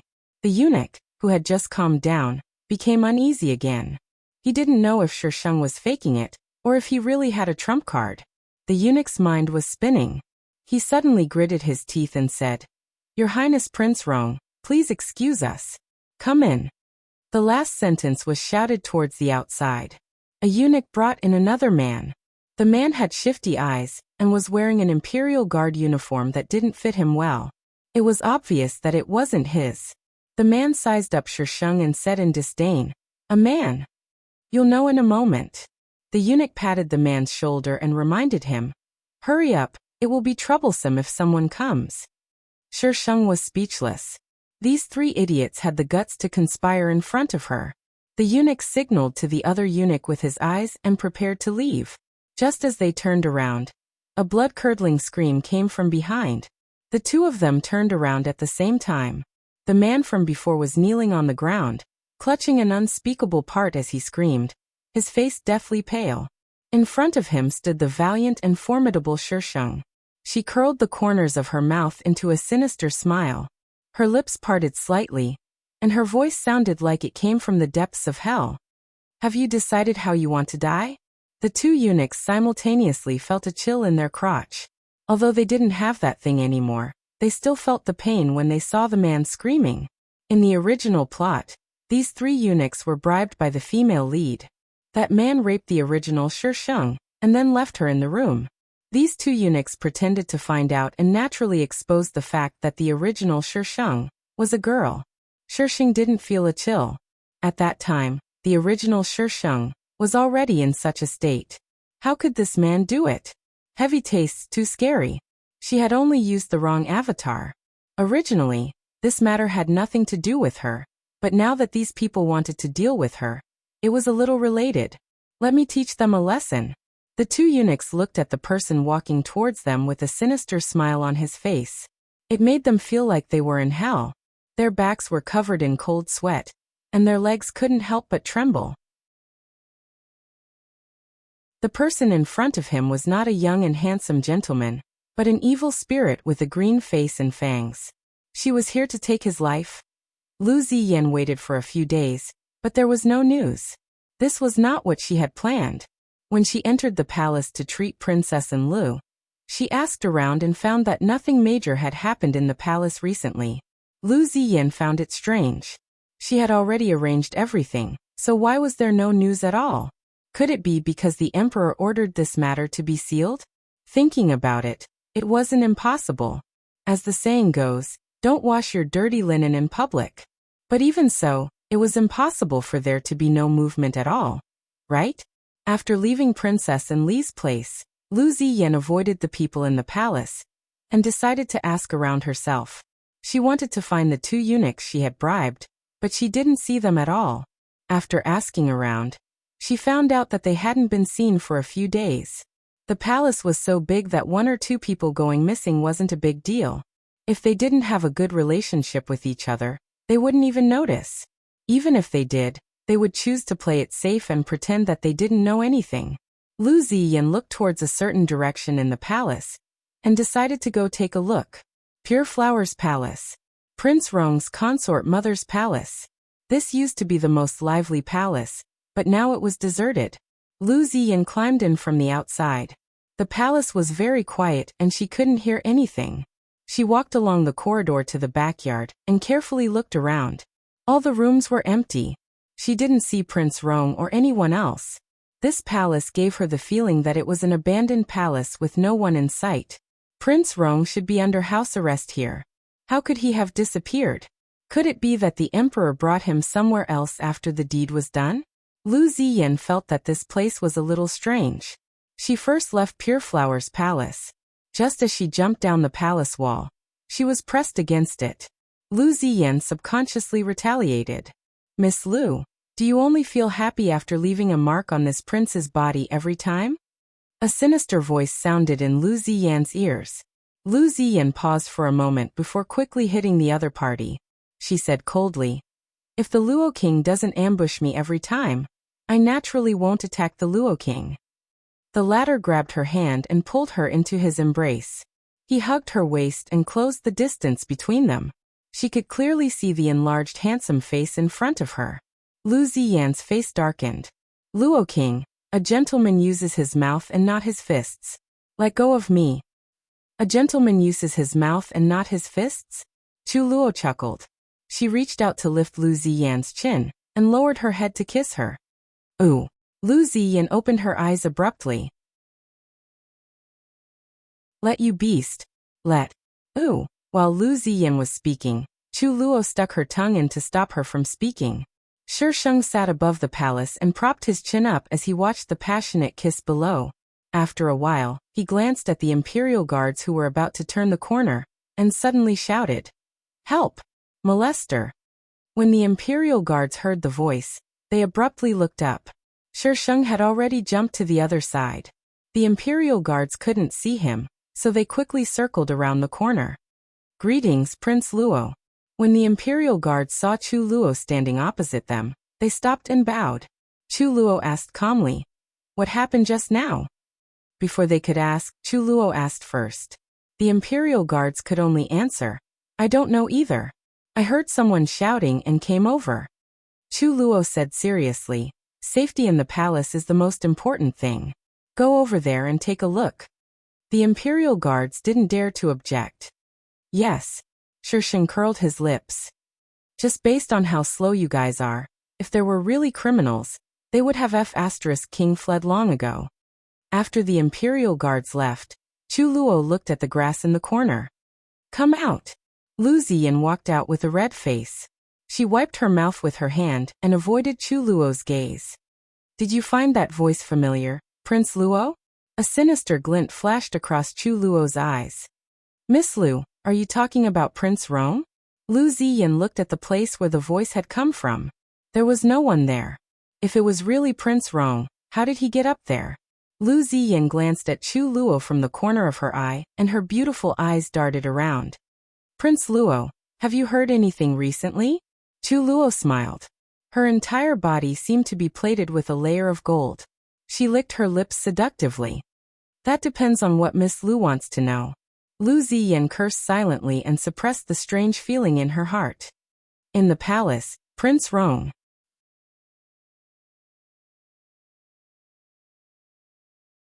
Chapter 1179. I'm not dead yet. You don't have to be so concerned about me. The person who responded to Lu Ziyan wasn't Chu Luo. The voice came from above and overlapped with the voice from before. Lu Ziyan looked up abruptly and saw the man sitting above. At first glance, Lu Ziyan almost didn't recognize the person above. He was dressed in black casual clothes. Half of his hair was tied up with a white jade crown, and the other half was casually draped behind him. His expression was calm and his posture was casual and lazy, but it didn't lose its noble elegance. The youth was as beautiful as jade. Some people just sat there and formed a painting. For example, Chu Luo. However, Lu Ziyan had never thought that she would see such an aura on Prince Rong one day. Was this still the arrogant, despotic, and disgusting Prince Rong she knew? Shisheng opened his folding fan and waved it showily. He raised his eyebrows slightly. Miss Lu, have you fallen in love with me? Lu Ziyan suddenly came back to her senses. She was stunned. Was he really fine? Prince Rong, I remember that you're still grounded, right? Chu Luo wasn't at the scene last time, but she knew what she had done. Hence, Chu Luo didn't give Shisheng a good look. Shisheng waved his folding fan and said with a smile, I haven't left Pure Flower's palace. I'm still within its territory. Don't talk nonsense. Chu Luo. Chu Luo felt a little strange. In the past, when Prince Rong saw her, the way he looked at her was the same as the way the women outside looked at her. It was disgusting. But now, there was only calmness in his eyes. Even though he was smiling, it didn't cause any ripples in his eyes. He was so calm that it was a little strange.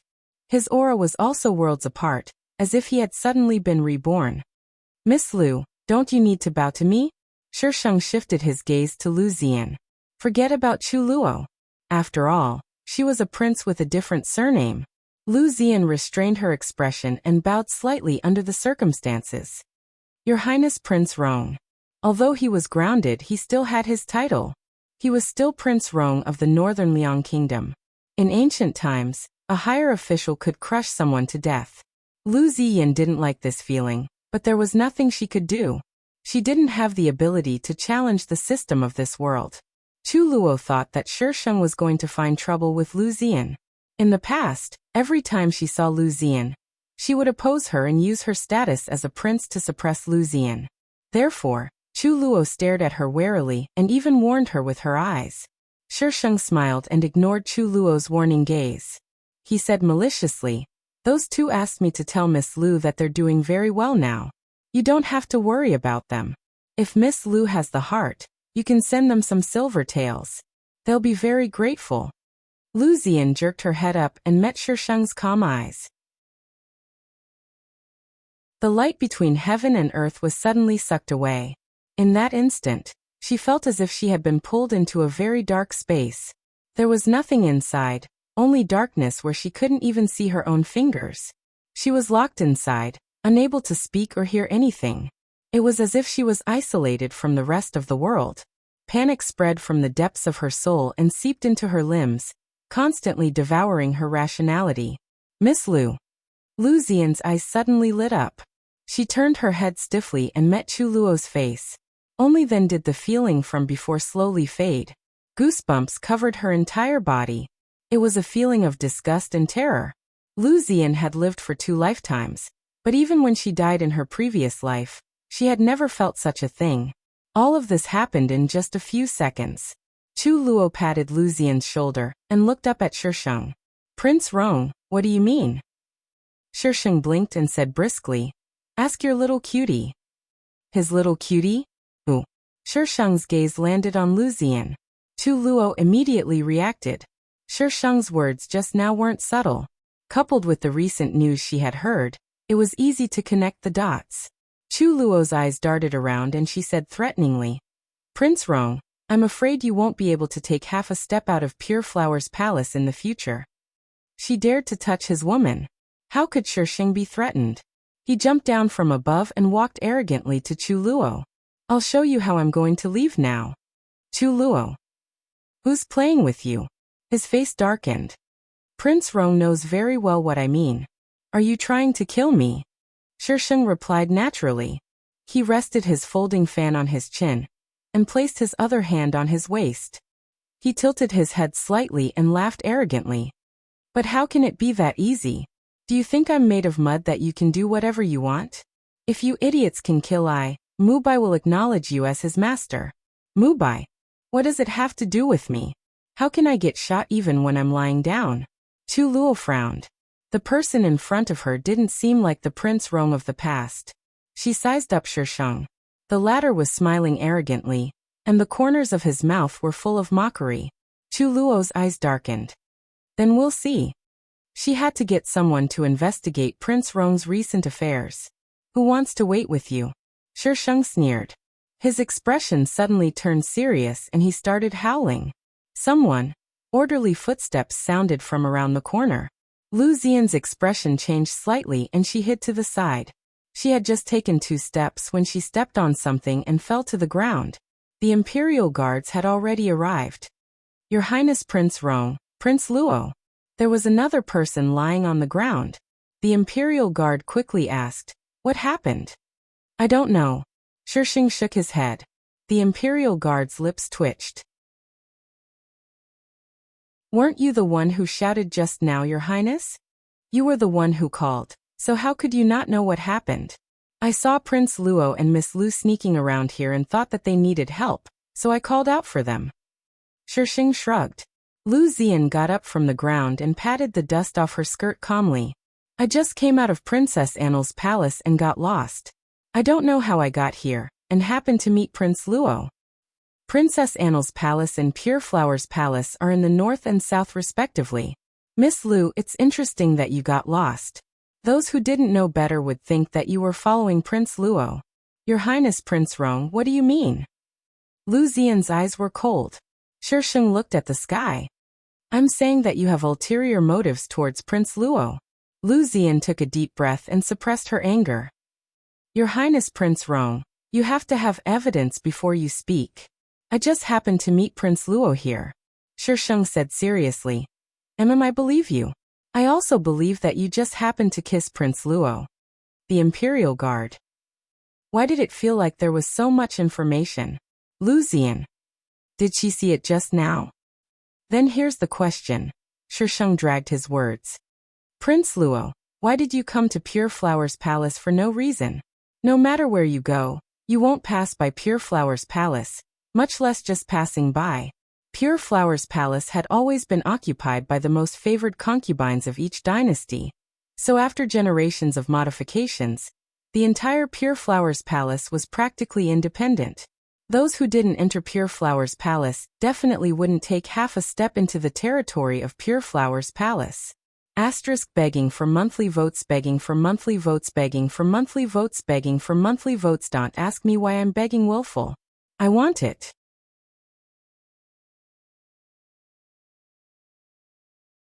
Chapter 1180. Chu Luo's words were blocked by Shisheng. He had followed Lu Xian here. If he said that, it would be overturning Lu Xian's words. But if she didn't say that, how could she explain that she was in Pure Flower's palace? Chu Luo narrowed her eyes. This Prince Rong was really different. Miss Lu. Greetings, Your Highness, Prince Rong, Prince Luo. A palace maid ran over anxiously. When she saw Shisheng and Chu Luo, she seemed to be frightened and bowed. Chu Luo knew that this was a palace made from Princess Annel's palace. She raised her hand slightly and gestured for her to rise. Shisheng didn't say anything. The palace maid didn't care about her attitude, and was even a little unhappy. Who asked her to be the culprit who harmed Princess Annel? The palace maid said to Lu Zian, Her Highness invites Miss Lu over. She has something to say to you. Princess Annel was now the most favored princess in the palace. Who would dare to stop her? Is the princess feeling unwell? How could Lu Zian not take such a good step forward? The princess said she felt a little dizzy and nauseous. The palace maid immediately replied, Sheng. If this wasn't premeditated, then it had to be Mr. Plot's doing. Lu Zian was now Princess Annel's guest of honor. If anything happened to Princess Annel, how could they bear the responsibility? The imperial guards could only watch her and the palace maid leave. Sheng retracted his gaze. Prince Luo, have you thought of how to answer? Chu Luo said calmly. This prince is here to see Prince Rong. Sheng's lips twitched as he continued. Prince Luo, did you come empty-handed to see me make a fool of myself? I came over after court, and didn't have time to prepare. Sheng grunted. Counting the time, it actually took you 4 hours to walk from the throne room to this prince's place. Is Pure Flower's palace in heaven? Chu Luo. She couldn't continue. The imperial guards watched the two of them exchange, and felt the invisible smoke of gunpowder. They were just a bunch of small fries. They mustn't stick their heads out at a time like this lest they get accidentally injured. However, when the head of the imperial guards received Chu Luo's gaze, he gritted his teeth and stepped forward. Your Highness, you're still grounded. Why are you outside Pure Flower's palace? Sheng took a step back and quickly climbed up the wall. I didn't go out, did I? The imperial guards. Did he think they were blind? Sheng sat on the wall and waved his fan. I know you're in cahoots with him. I just wanted to tease him. I didn't want to do anything to him. Anyway, you helped him in the end. The imperial guard's heart thumped wildly. He had only glanced at Chu Luo just now, and Prince Rong already knew? The imperial guards weren't the only ones who were surprised. Chu Luo was too. She actually dared to point it out like that. And she knew. I used to underestimate Prince Rong, but what a pity. You're not underestimating him. Sheng interrupted him, his eyes curved into crescents. Prince Rong used to be just like that. However, that was in the past, so from now on, you can look up to me. Don't underestimate me, or you'll be unlucky. Sheng didn't play by the rules. Chu Luo couldn't tell if he was crazy, or if he had hidden a trump card previously. For a moment, she was suppressed. Sheng turned around and yawned. I'm going to sleep. You guys can leave. Everyone. They had never seen anyone put on such airs after being grounded. Sheng jumped down from the wall, leaving the group of people looking at each other. Chu Luo stared at the palace wall with an obscure gaze. After a long while, she flicked her sleeves and left. The emperor had grounded Sheng in Pure Flower's palace. The key was that he hadn't thought of how to deal with him. If the punishment was too light, Princess Annel wouldn't be happy. If the punishment was too heavy, the Sima family probably wouldn't be happy either.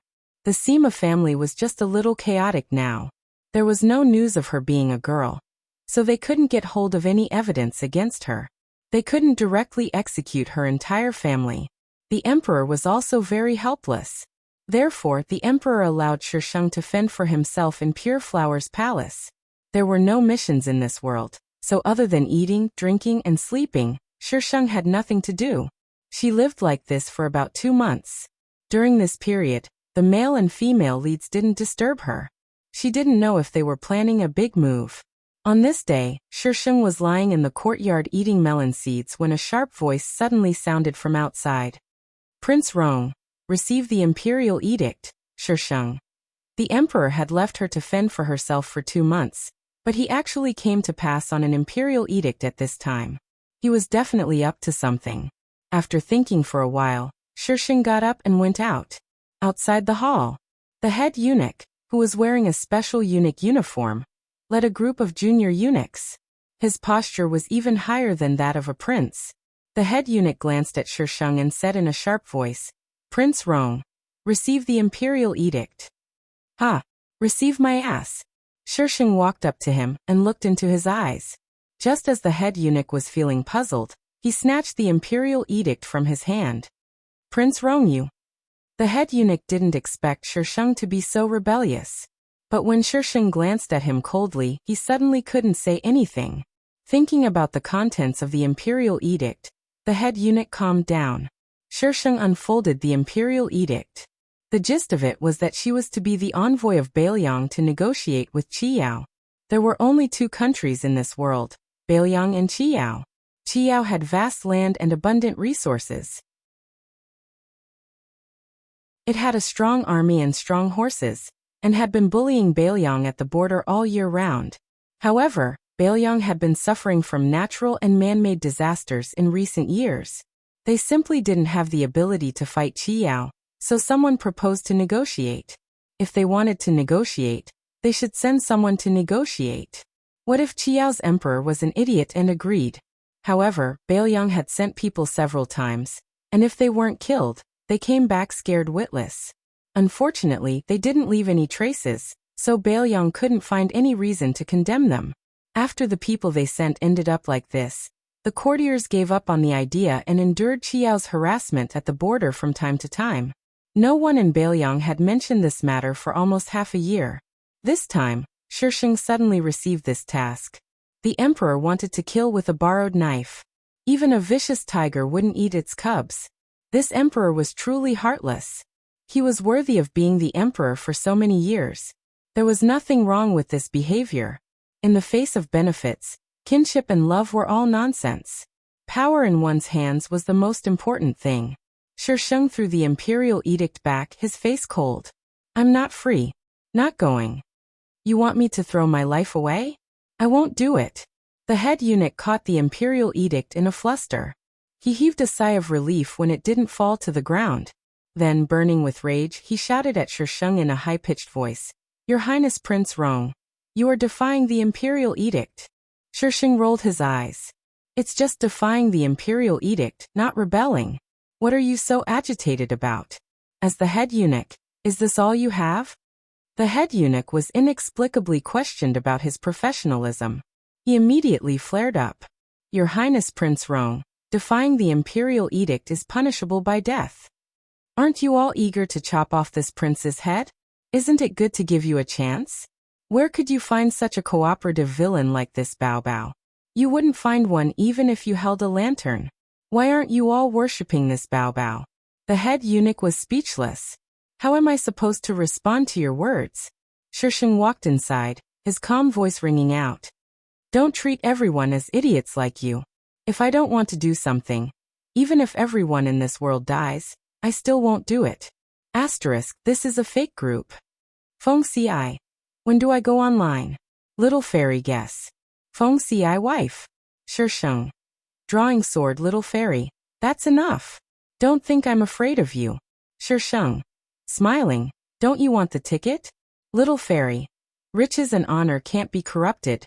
Poverty can't be moved. Might can't be subdued. Tickets must be bent. I want them. Cherub. Cracking melon seeds. The ticket is with us. Little fairy.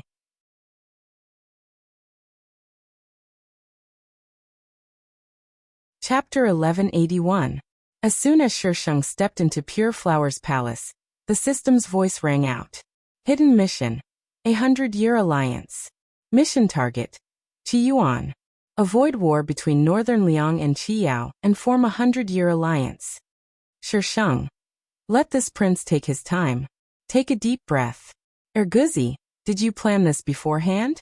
Every time I reject you, you make me slap you in the face. Is there any meaning in that? Yes. Every time I can trick you, I'll count it. Host said to enjoy yourself while you can. Are you looking for a beating? Host, even if you can control me now, you can't control my thoughts. Also, there are some functions that you still can't use and can only use through me. So host, don't provoke me. When I get angry, even I'm afraid. The system finished speaking in one breath and quickly went offline. Scared. Shisheng. Erguzi is awesome. However, she couldn't deny that it was just as Erguzi said. There were some functions that she couldn't use, such as missions. Who was Qiyuan? She didn't know. There was no such person in the storyline. However, the mission mentioned Qiyao, which meant that Qiyuan was in Qiyao. She had to travel thousands of miles to find him and confirm whether he was that idiot Feng Xiai or not. Shisheng ground his teeth. "You annoying little demon." She turned around and left. The head eunuch was still standing outside, probably still in a daze. Shisheng walked over and snatched the imperial edict from his hand, then turned around and went in. His actions were so smooth that the head eunuch was still in a daze. When he returned to report to the emperor, the head eunuch was still in a daze. When the emperor asked him about Shisheng's reaction, he regained his senses and told the emperor about what happened in Pure Flower's palace. In the end he paused and said hesitantly, "Your Majesty, this servant has something that I don't know if I should say." "If you have something to say, just say it. Don't hesitate." The emperor's voice was as imposing as ever. The head eunuch hesitated for a while before saying, "This servant feels that Prince Rong has been bewitched." After saying this, the head eunuch didn't even dare to breathe loudly. Presumptuously criticizing a prince was a capital offense. Although this was a prince who was about to be sent to his death, who knew what the emperor was thinking. In the imperial palace, a single thought could lead to heaven or hell. "What do you mean?" The emperor didn't get angry. He just asked curiously. He hadn't seen Shisheng for the past 2 months, so naturally, he didn't know that his son had been reborn. The head eunuch heaved a sigh of relief. "I feel that Prince Rong is different from before." The emperor recalled what the chief eunuch had just said and could vaguely detect some differences. In the past, Prince Rong was arrogant and despotic, but in front of him, he would never do anything disrespectful. Was he provoked? Suddenly losing the protection of his imperial mother, and being beaten 50 times by him. The emperor felt that the possibility was very high. Let the imperial physician take a look. "Your Majesty?" The emperor pondered for a moment. "It's better to be safe than sorry. He's related to the entire northern Liang. Exchanging a useless prince for 20 years of peace and stability in Beiliang was a good deal." The head eunuch received the order and left. He couldn't help but feel some sympathy in his heart. This was the imperial family. The visiting diplomatic mission quickly settled on the name list. The palace maids and eunuchs of Pure Flower's palace also came back to serve Shisheng. The emperor also sent people to deliver gifts, saying that they were gifts for Qi Yao. Shisheng felt that these people weren't sending him to negotiate, but to send him off to get married. She touched herself up and down. She was dressed as a man. She was handsome and not revealing at all. So what did they mean by this? "Erguzi, analyze for me. What do they want to do with me?" Shisheng asked the system in his mind. "Host, you're not very good. Analyze it yourself. This system is so stupid.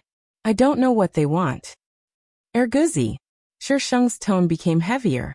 So angry. "They only know how to squeeze me. They prepared to sell you off in exchange for 20 years of peace between Beiliang and Qi Yao." Shisheng. "I've heard of princesses marrying off for peace, but I've never heard of sending a prince over for peace. Maybe the princess of Qi Yao has taken a liking to you." The original owner had never left Beiliang. Why would the princess of Qi Yao like her? Did she dream of it? Moreover, it had only been 20 years. Was she so King cheap? "Host, your focus." Shisheng checked Qi Yao's information and found that Qi Yuan was actually an emperor who had just taken office.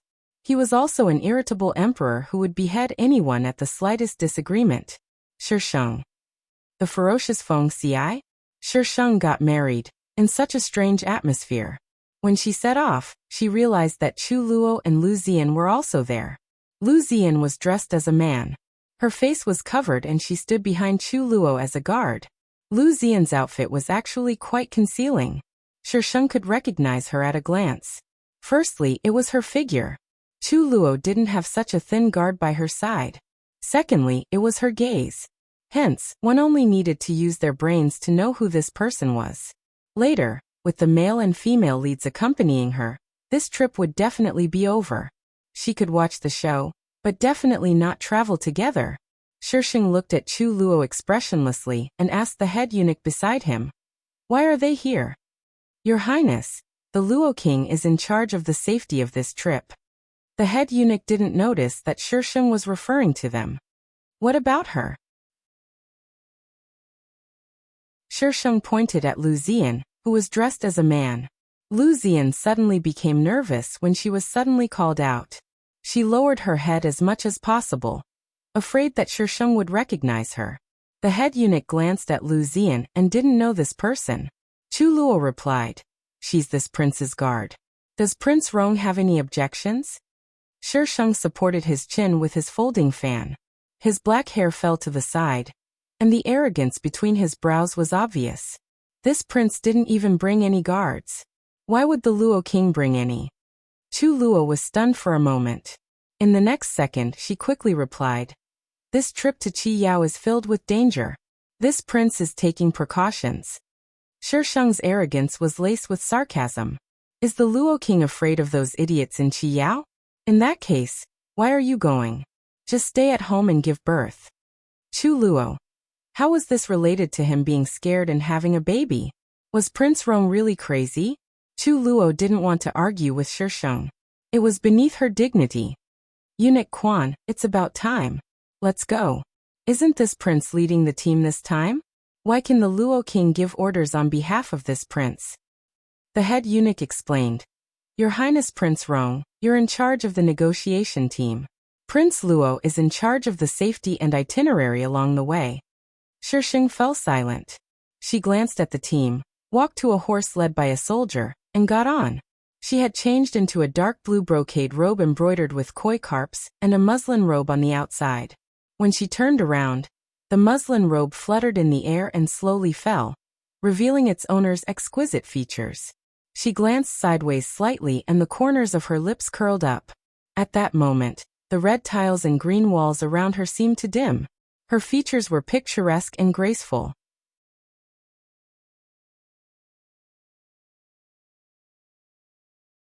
Chapter 1182. The crowd was stunned. Why didn't they notice that Prince Rong was so handsome before? By the time they regained their senses, the person on the horse had already reached the palace gates. The crowd hurriedly chased after him.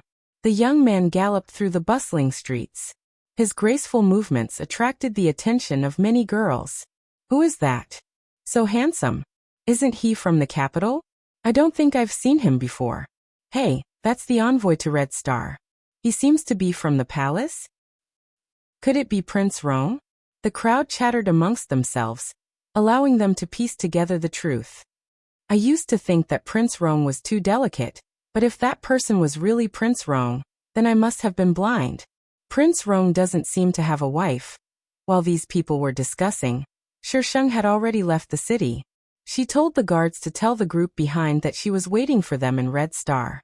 She didn't want to follow the male and female leads. Even if she didn't cause trouble, others would cause trouble. In the end, she would be the one to be implicated.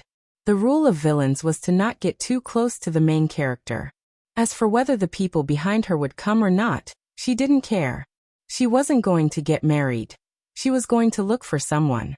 Sheng rode to the next city and changed into a carriage. When it came to showing off, it was fine when there were people around.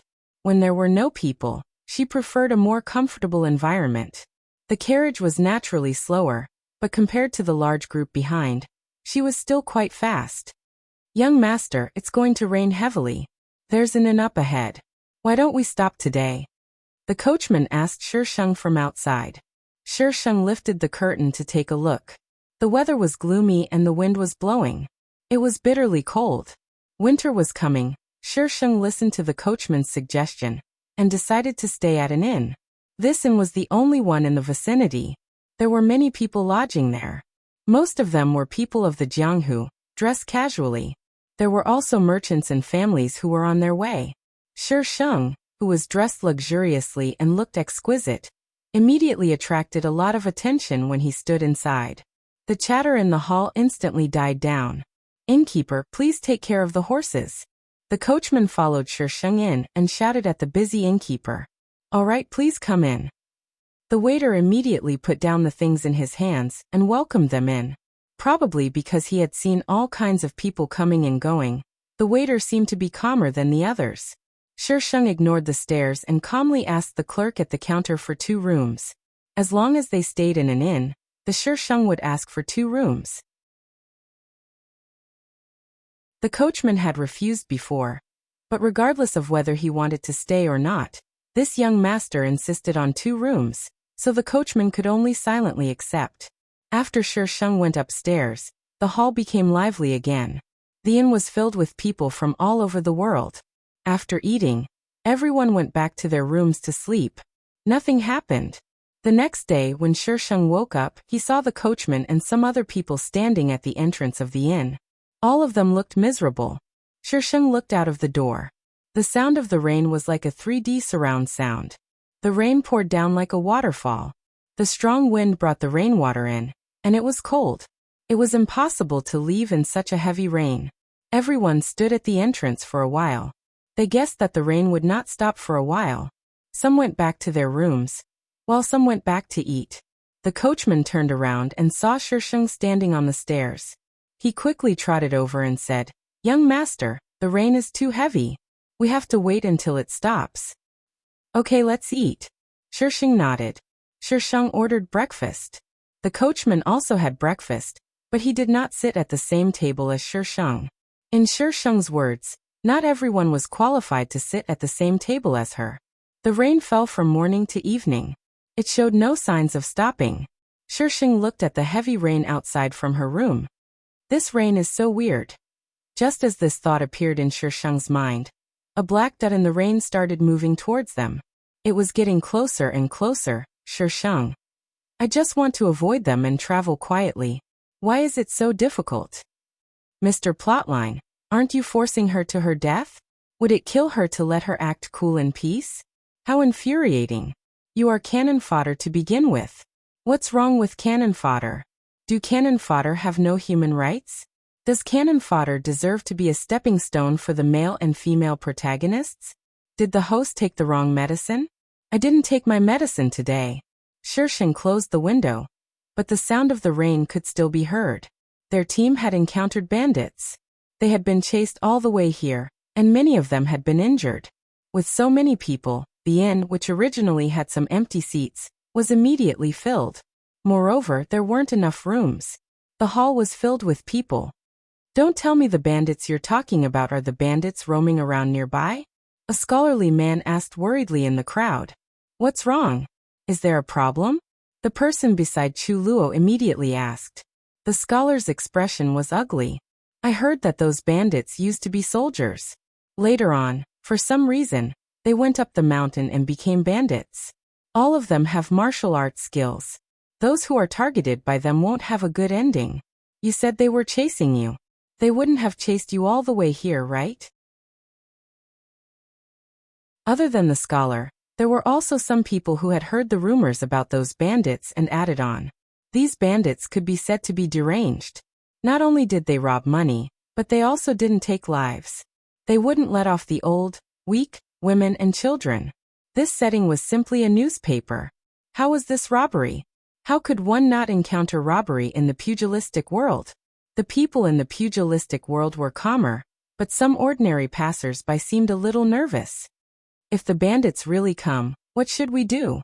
Someone complained. "How could you lure the bandits here?" Someone reprimanded. "Are these bandits as powerful as you say?" Someone asked in confusion. The hall was noisy, and there were all kinds of comments. However, most people still blame Chu Luo and her group for luring the bandits here. "Don't worry, everyone. We won't implicate you," Lu Zian shouted. Lu Zian shouted. "We were chased by them because we weren't prepared. If they really come, we'll take care of them." The hall instantly fell silent as everyone looked at Lu Zian. Chu Luo was standing beside Lu Zian. Although he was drenched by the rain, even if the male lead was a dog, he would still exude a powerful aura. It was obvious that he wasn't someone to be trifled with. But there would always be blind cannon fodder who would send themselves to death. A man in the corner stood up and asked sharply, "Are you very powerful? There are so many people here. If the bandits really chase after you, how can you guarantee the safety of so many people?" Lu Zian frowned. "I said I'll guarantee your safety, so I'll guarantee your safety." #hashtag begging for Zinnia flavored votes #hashtag begging for monthly votes #hashtag begging for monthly votes #hashtag begging for monthly votes #.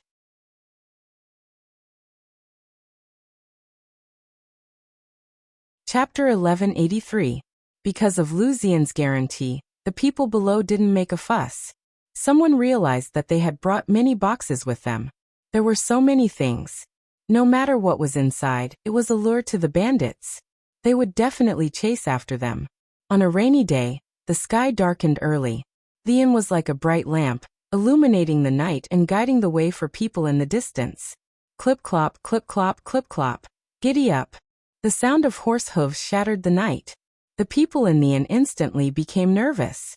Some people had already shrunk into a corner, their faces pale. Lu Xian and Chu Luo walked to the door and realized that there were only 3 people rushing over. They quickly passed by the inn and didn't stop. After that, no one else came. The people in the inn couldn't take it anymore. Some went back to their rooms to rest. Shisheng sat in his room and ate melon seeds. The rain outside the window was pitter-patter. After eating the last melon seed, he got up and went next door. He asked the coachman to leave first. If the coachman died, she would have to find another one. It would be troublesome. Although the coachman was a little strange, this guest of his had always been a little strange. In addition, Shisheng had added money. The coachman braved the rain and left with the carriage. Why did someone leave? The night guard was puzzled. It was the middle of the night, and it was raining so heavily. Let His Highness know. Before that person could move, the sound of horse hooves could be heard in the distance. The sound almost drowned out the sound of the rain. It was deafening. Clip-clop, clip-clop. What's going on? The people in the hall immediately woke up. They walked to the window and looked outside. They were too far away and were separated by the rain. They couldn't see who it was, but from the sound of horse hooves, they could tell that there were many people coming aggressively. As Shisheng had expected, the sound of battle rang out. According to the plot, other than the main characters, no one in this inn would survive. They knew that it would be dangerous to stop, but they would still stop in the end. Let me go. I'll give you the money. Don't kill me. Help. On the second floor of Shisheng's room, there were already sounds coming from the corridor. She pushed open the window and jumped down. The entire inn was surrounded. Those people were holding torches, and their faces were covered in black scarves. Shisheng was stunned. These weren't bandits. Damn it, this was a plot to kill the main character.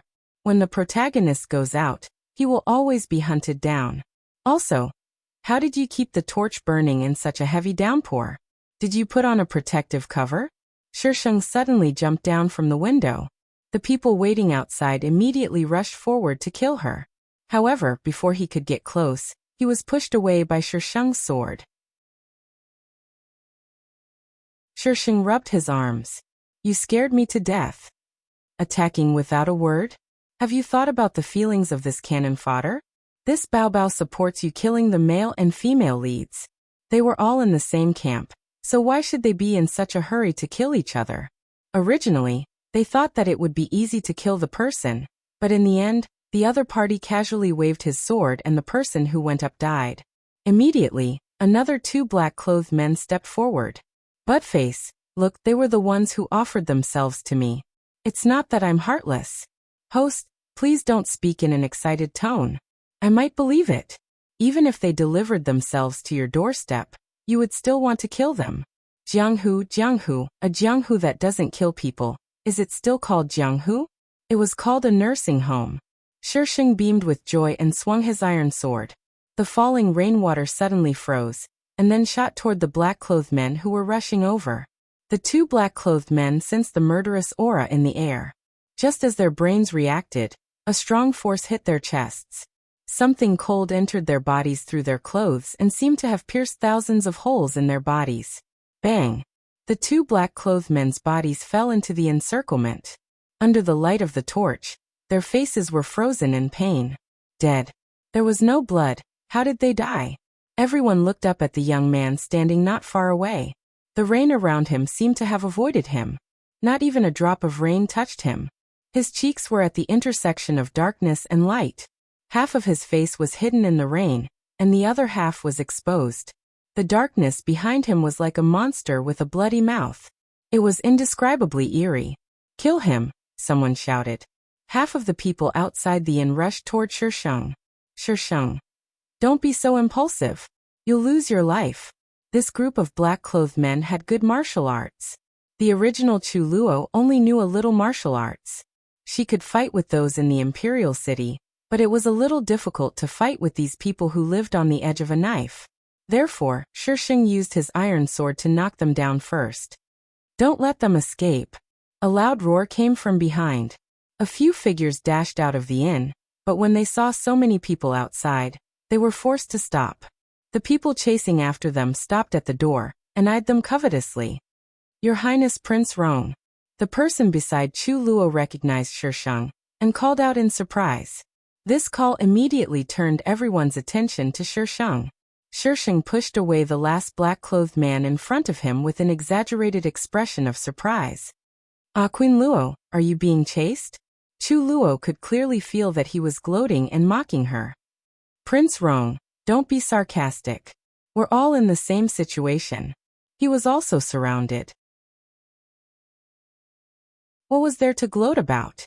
Shisheng supported himself with his iron sword and said arrogantly, It's about the same. But if this prince wants to get out, I can do it in minutes. Arrogant and conceited. Shisheng spun his iron sword. So what if I'm arrogant and conceited? You're not convinced? Kill me. Chu Luo's face darkened. Prince Rong, are you going to argue with me now? Shisheng asked curiously, Can't I? The black-clothed men. So they were invisible? Did they even take them seriously? The black-clothed men, who were ignored by Shisheng, couldn't take it anymore. Go to hell and argue. Kill them. Don't leave a single one alive. All the black-clothed men pounced on them at the same time. The rain seemed to be getting heavier. The curtain of rain blocked the expressions of the people in the residence, blurring their faces. Shisheng threw away the iron sword and stepped on the iron sword. Under the shocked gazes of the black-clothed men, he rose into the air. There was a sword that could fly. And it was a flying sword that could sit on people. They had never heard of such a powerful weapon. Were they ignorant or were they hallucinating? Shisheng sat cross-legged on the iron sword and looked at the black-clothed men jumping around below. They had qinggong, but they needed to borrow strength and couldn't stay in the air for a long time.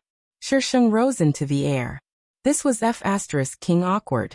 You can F*King fly, but they can't. Shisheng had no intention of attacking from above.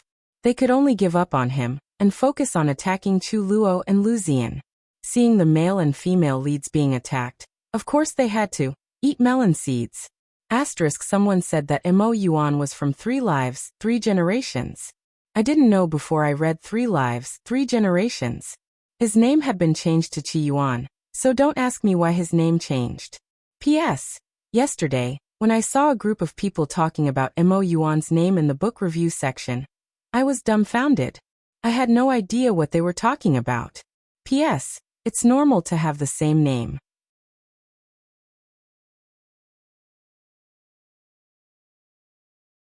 Chapter 1184.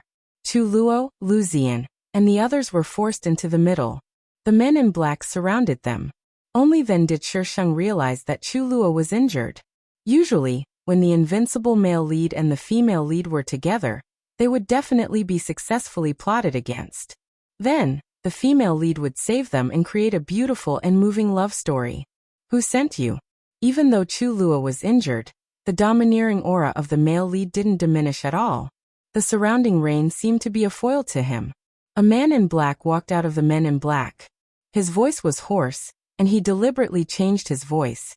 Lord Luo, you can't blame us for this. We were just following orders. I say if you want to kill them, hurry up. Why are you dawdling? Are you waiting for someone to save them? Shisheng couldn't help but speak up. They were going to die anyway, so what was the point of talking so much nonsense? The corners of the man in black's mouth twitched. He looked up at the person in the sky. The rain almost formed a line as it fell from the sky, but the person in the sky wasn't wet at all. Was this the rumored Prince Rong who had fallen out of favor? He didn't look like him at all. Why are you looking at me? They'll die if you look at me. Shisheng glared. If you don't kill them, reinforcements will be here soon. Don't ask her how she knew. It was all part of the plan. Prince Rong! Someone shouted angrily. He was actually helping this group of assassins. Do you think they'll let you go? Instead of thinking of a way to break out of the encirclement together, she actually had the mood to instigate the assassins to kill them. Prince Rong must be crazy. Shisheng twitched his nose and spat out the melon seed shell in his mouth.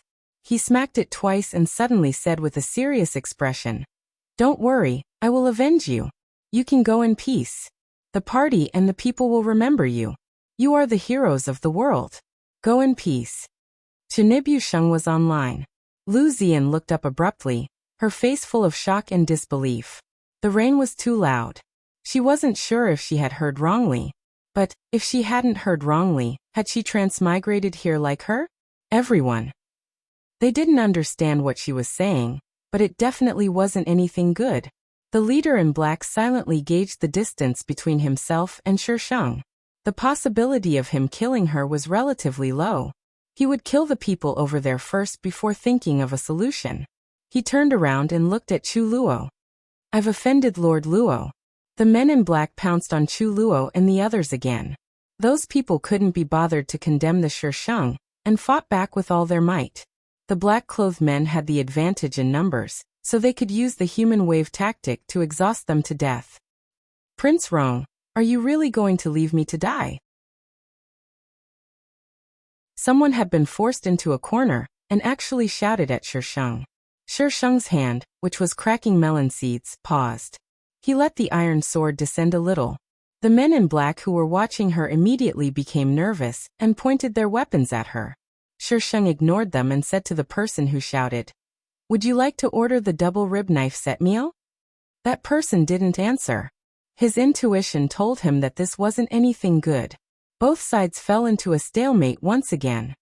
Whoosh whoosh. Air-piercing sounds came from the sky. Countless flaming arrows were shot from the sky, covering the sky and illuminating the entire night. Shisheng was dumbfounded. What was going on? Was he trying to kill everyone here? Rumble. Thunder rumbled in the sky at the same time, and lightning struck toward Shisheng without warning. Shisheng. Wait, why did he strike I again? What did I do? Don't be too biased. Rumble. F*CK, F*CK, F*CK, F*CK, F*CK. Shisheng was forced to return to the ground. As soon as he landed, the lightning stopped. Shisheng. You don't want me to go up? Shisheng continued to step on the iron sword into the sky. The lightning that had just stopped began to strike again. Inhumane. He was insane. Why don't you let me go up? Shisheng tried a few times, but every time she came down it would stop. Once she went up, it would strike again. Now she even needed a pass to go up. Her heart ached. Shisheng stood on the ground and looked at the sky in melancholy. What should I do to save you? My retarded heavenly Tao. After a long while she sighed. Fine, I won't go up. Since I can't dominate the sky, I can dominate the land. If you strike I again, I will get angry with you. Even if Feng Xi was in this world, she would still collapse the plane. At most, she would meet him in the next plane. Indeed, even Feng Xi can't stop the crazy host. Shisheng tilted his head and looked around. The men in black and Chu Luo's men were no longer fighting each other. They were on a united front to block the rockets that couldn't be stopped. The rockets came wave after wave. There wasn't even a break. However, none of these rockets hit Shisheng. Shisheng moved from the edge to the man in black and asked him, "Not your men?" The man in black was blocking the rockets when a voice suddenly sounded. He was distracted and the rocket brushed past his cheek. The black mask on his face was ignited. He quickly took off his mask, revealing a square face. The black-clothed man looked to the side warily. Shisheng was standing a step away from him. She was looking at him with her head tilted. Flames kept flashing in her pitch-black eyes, but they didn't leave a single trace. He realized that the rockets had actually bypassed them. What kind of F*King ability was this? "Mommy, there's a monster here," Shisheng asked again. "Not your men?" The man in black laughed in anger. "Prince Rong, do you think that if they were my men they would attack me too?" Shisheng blinked. "That's hard to say. After all, you guys did this. They might want to silence all of you." The man in black. Although he felt that she was talking nonsense, he suddenly felt that it made sense. The man in black took a deep breath and glanced at the people on the other side. He asked strangely, "Prince Rong, you're with the Luo King. Why don't you save them?" Shisheng rolled his eyes. "Do we have to save them just because we're together? Who made that rule?" The man in black. "All right, no one made that rule." Shisheng took out some melon seeds and found a place to squat. As soon as she moved, the rocket suddenly shot towards the man in black. The man in black was shocked and subconsciously moved with Shisheng. Shisheng glanced at him and retracted his iron sword. The man in black was once again attacked by the rockets. The man in black. This Prince Rong was really strange. Shisheng was thinking about how to add fuel to the fire in a more handsome manner. Suddenly, 3 people rushed out from the side and said in a cautious and anxious tone, "Your Highness, quickly leave with us." "Who are you?" She was very sure that she didn't know these 3 people. Shisheng's calm and indifferent expression stunned the 3 people. Prince Rong's reaction was a bit too calm, wasn't it? But now wasn't the time to think. One of them quickly explained. "This subordinate was sent by Lord Sima. This is a token that Your Highness should recognize." That person took out a jade thumb ring. It belonged to the original owner's maternal grandfather, and was present in the original owner's memories. "Your Highness, please leave with this subordinate first. As for the rest, this subordinate will report to Your Highness later."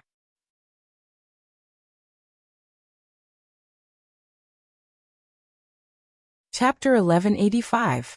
Shisheng was pulled away for no reason. Once he was out of range of the inn, the 3 of them looked around like thieves before meowing like a cat. A few more people came out from the rain and bowed respectfully. "Your subordinates greet Your Highness." A little confused, let me calm down. Who set the fire outside? Luo Wang's archenemy. The person who answered quickly said, "Your Highness, the Emperor wants you to never return from Qiyao. Master has prepared money and accommodation for you. Don't go to Qiyao, and don't return to the capital." Shisheng. "If I don't go to Qiyao, how am I going to find that idiot Feng Xi? Don't make random arrangements, okay? Then if I go missing, won't they find me? We will arrange a substitute for Your Highness, and make it look like you died. They won't notice. Let someone else die in her place? As a badass villain, she wouldn't do such a lowly thing. This prince must go to Qiyao." Shisheng rejected their suggestion.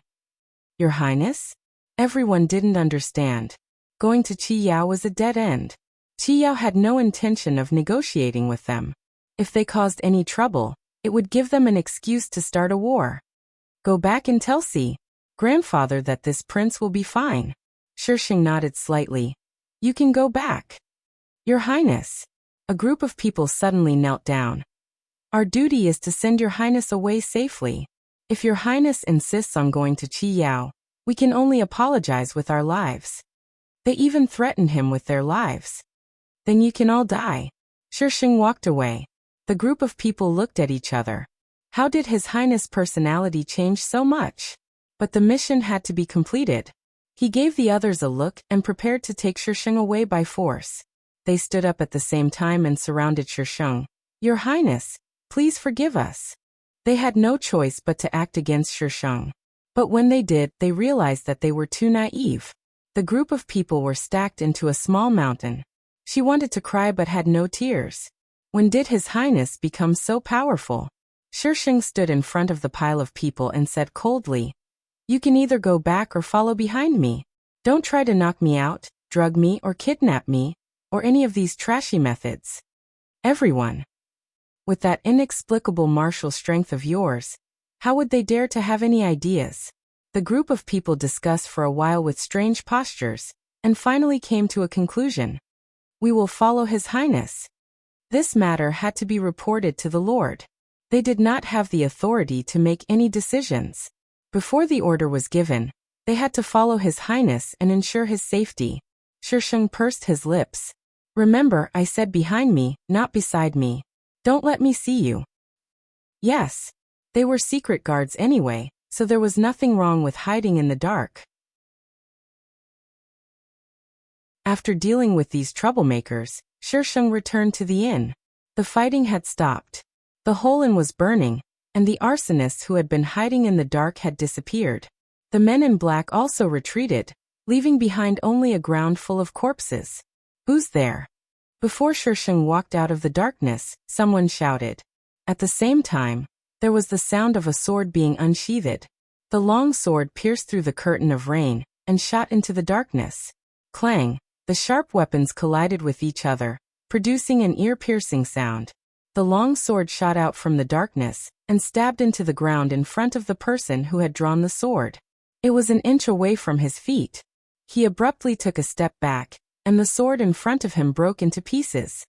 He looked into the darkness with a horrified expression. A figure slowly walked out of the darkness. Her clothes were fresh and clean, and the rain seemed to deliberately avoid her. The iron sword was dragged from the ground, leaving a mark on the ground.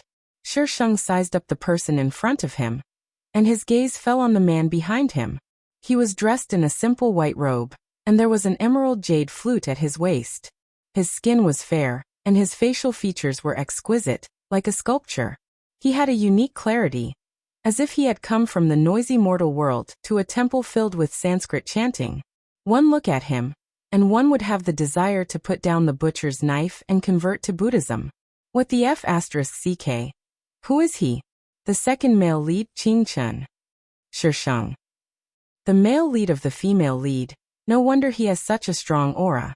Side task, change Ching Chen's ending. Shisheng. I was wondering why Buttface was suddenly so kind. Damn it, he had other plans. I won't touch the male lead of the female lead. I'm going to find my baby. Goodbye. Host, Ching Chen's ending will be very miserable. Are you sure you don't want to do it? No. I just want to find my baby. That's all. Can he be more miserable than me? The main character has the help of Mr. Plot, so he can't be killed. There are always two idiots hiding behind the scenes trying to plot against me. Acting tough gets struck by lightning, and getting in love has to go through 81 difficulties. I'm the one who's miserable. Why doesn't anyone save me? Aren't you perfectly fine? Why are you acting pitiful? I should be the one who's miserable. My master has been offline all this time, and as soon as she came online, she became a different person. I'm the one who should be desperate. Bah system. While the man and system were comparing their wretched state, Ching Chen walked over. Young master, who are you? Shisheng came back to his senses and pulled his iron sword to the side. I'm just passing by. Young master, he seems to be Prince Roan. Shisheng glared at the person who spoke. No one will think you're mute if you don't speak. You have short hair and a lot of knowledge. Ching Chen's face was calm. He looked like a master on TV who had seen through life and death, and was ready to ride the wind and fly 30,000 miles into the sky. Something's not right. Young Master Ching Chen, he's with those people.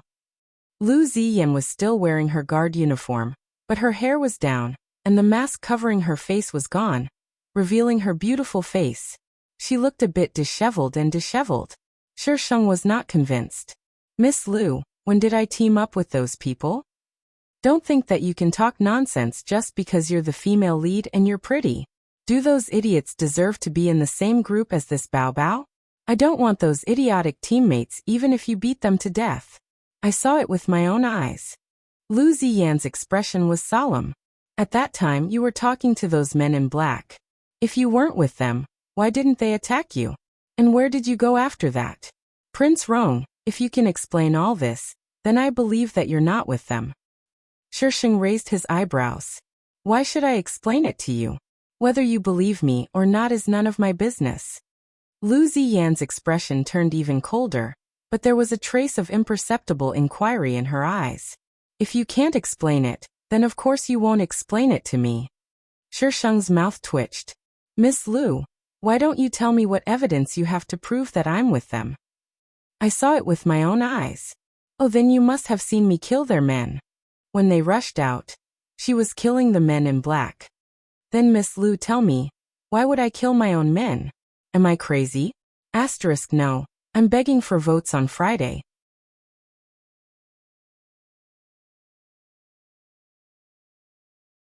Chapter 1186. Naturally, Lu Ziyan had seen that scene, and she wasn't the only one. She couldn't refute it. She took a deep breath. Then, Prince Rong, how do you explain where you disappeared to? Shisheng blinked. Would you believe me if I said I was kidnapped? The rain had already lessened. The young man's body was a little thin, but he was still tall. He stood there as the rain fell around him. The flickering flames in his eyes flickered, and he exuded the domineering aura of a monarch from his bones. Lu Ziyan suddenly felt goosebumps all over her body. She quickly averted her eyes and questioned. Then why are you back now? The original owner had always been at odds with Lu Ziyan. Lu Ziyan had long regarded him as an enemy. Naturally, she wouldn't be merciful to her enemy. I walked back.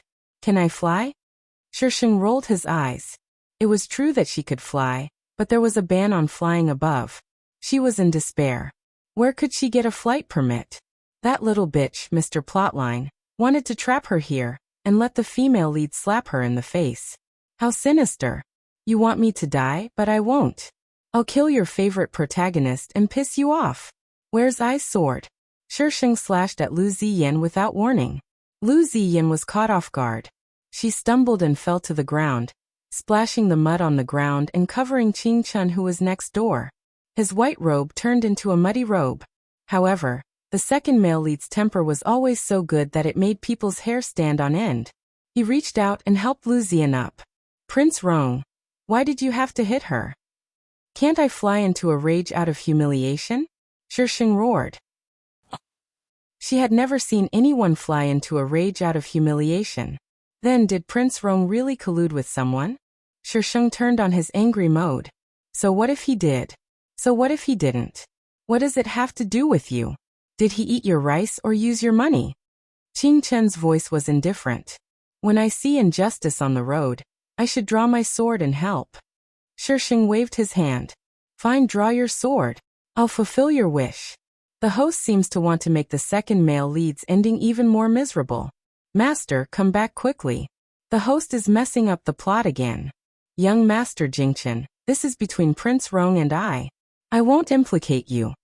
Lu Ziyan broke free from Jingchen's grasp. Prince Rong, since you want to fight, I'll settle this with you today. Miss Lu, you can't practice martial arts anymore. Jingchen seemed to frown, but his tone was still very indifferent. Thank you for your concern, young Master Jingchen. Lu Ziyan had already made up her mind. She still wanted to find out more information from Shisheng. Jingchen didn't try to persuade him again. He retreated to the side and watched calmly. Lu Ziyan tied her hair up casually and looked at Shisheng. Come on. Shisheng curled his lips. He slightly leaned forward with one foot and kicked the ground with the other. His whole body dashed out quickly, waving his iron sword at Lu Ziyan without any pattern. Often, when Lu Ziyan was still stuck on Shisheng's previous move, Shisheng had already begun his next move. He was really messing around without any pattern. The terrifying aura emitted by the iron sword made Lu Ziyan afraid to get close. Lu Ziyan took advantage of the moment when the two separated to quickly ask, Prince Rong, where did you come from? Shisheng's iron sword slashed down. Lu Ziyan awkwardly avoided it and rolled on the ground, her body covered in mud. Shisheng looked down at her and smiled. In any case, it's not where you came from. Lu Ziyan's heart pounded wildly. His words meant that she really came from another time and space. If she could time travel, why couldn't others? Moreover, she knew that she wasn't the real Lu Ziyan. Lu Ziyan stood up from the ground. You're not the old Prince Rong. If you think I am, then I am. If you think I'm not, then I'm not. As long as you're happy. Lu Ziyan's heart beat faster. She quickly said, since you're not the old Prince Rong, and I don't have any enmity with you, why do you have to target me? Isn't it better for us to get along peacefully? Maybe we can even find a way back? You still want to go back. In the beginning, the transmigrated female leads all wanted to go back. However, after meeting the male lead, this thought usually disappeared. Lu Ziyan and Chu Luo weren't officially together yet, but Lu Ziyan probably liked Chu Luo deep down, right? Would she bear to go back? Lu Ziyan hesitated and subconsciously looked in Chu Luo's direction. Chu Luo was unconscious and naturally couldn't respond to her. Shisheng continued. You took over Lu Ziyan's body and wanted to avenge her. What right do you have to make me give up on my grudge? Are you the only one allowed to avenge the original Lu Ziyan, but other transmigrators aren't allowed to avenge the original Lu Ziyan? This double standard is too serious. Lu Ziyan retorted. If we continue fighting like this, both of us will suffer. Back then, Prince Rong went overboard, so I retaliated. If he didn't target me, I wouldn't have retaliated. I did all that to protect myself. Miss Lu, there's a saying that you have to understand. You should do what you are in your position. I'm the villain. How can I shake hands and make peace with you? Naive. But if we continue fighting, others will benefit in the end. Lu Ziyan still wanted to instigate Shisheng. I'm willing. Even if others benefit, don't benefit the main character. Stepmother Sheng was just that willful. Prince Rong. Lu Ziyan glanced at Jingchen and lowered her voice. What will it take for you to let go of your grudge? I apologize to you. What happened before was my fault, but I didn't know that you weren't the original Prince Rong. Shisheng. Why does the female lead want to instigate me? Can a villain still be called a villain if she doesn't go against the main character? Look at what that little B***TCH, Lord Storyline, did just now. Even if she really didn't care, she would still be forced to this point in the end. If the villain doesn't follow the plot, that little B***TCH will force you in that direction. What can I do? So, female lead, let's just be enemies. Don't try to instigate me again. Shisheng raised his iron sword again, and slashed at Lu Ziyan. The iron sword didn't disappoint and cut the female lead's arm. At the same time, Shisheng felt a rebound force pushing him away. Lu Ziyan was injured. Perhaps she knew that Shisheng wouldn't relent, so she braced herself and began to counterattack. Shisheng's attacks were irregular, and he liked to change his moves at the last minute. Lu Ziyan was flustered. At this moment, the sound of a flute was heard. It was mellow and ethereal, like thousands of Sanskrit notes, cleansing the mortal world, cleansing the sins, and becoming a Buddha. Shisheng paused. Lu Ziyan saw the opportunity and struck Shisheng's chest with her palm. The iron sword made a buzzing sound. Shisheng quickly retreated. He grabbed a nearby branch and jumped onto a tree. With a leap he landed further away. Shisheng let go of the iron sword. The iron sword flew into the air and started to spin rapidly. The spinning sound was sharp and ear-piercing. It seemed to form invisible air waves. The sound of the flute was suppressed.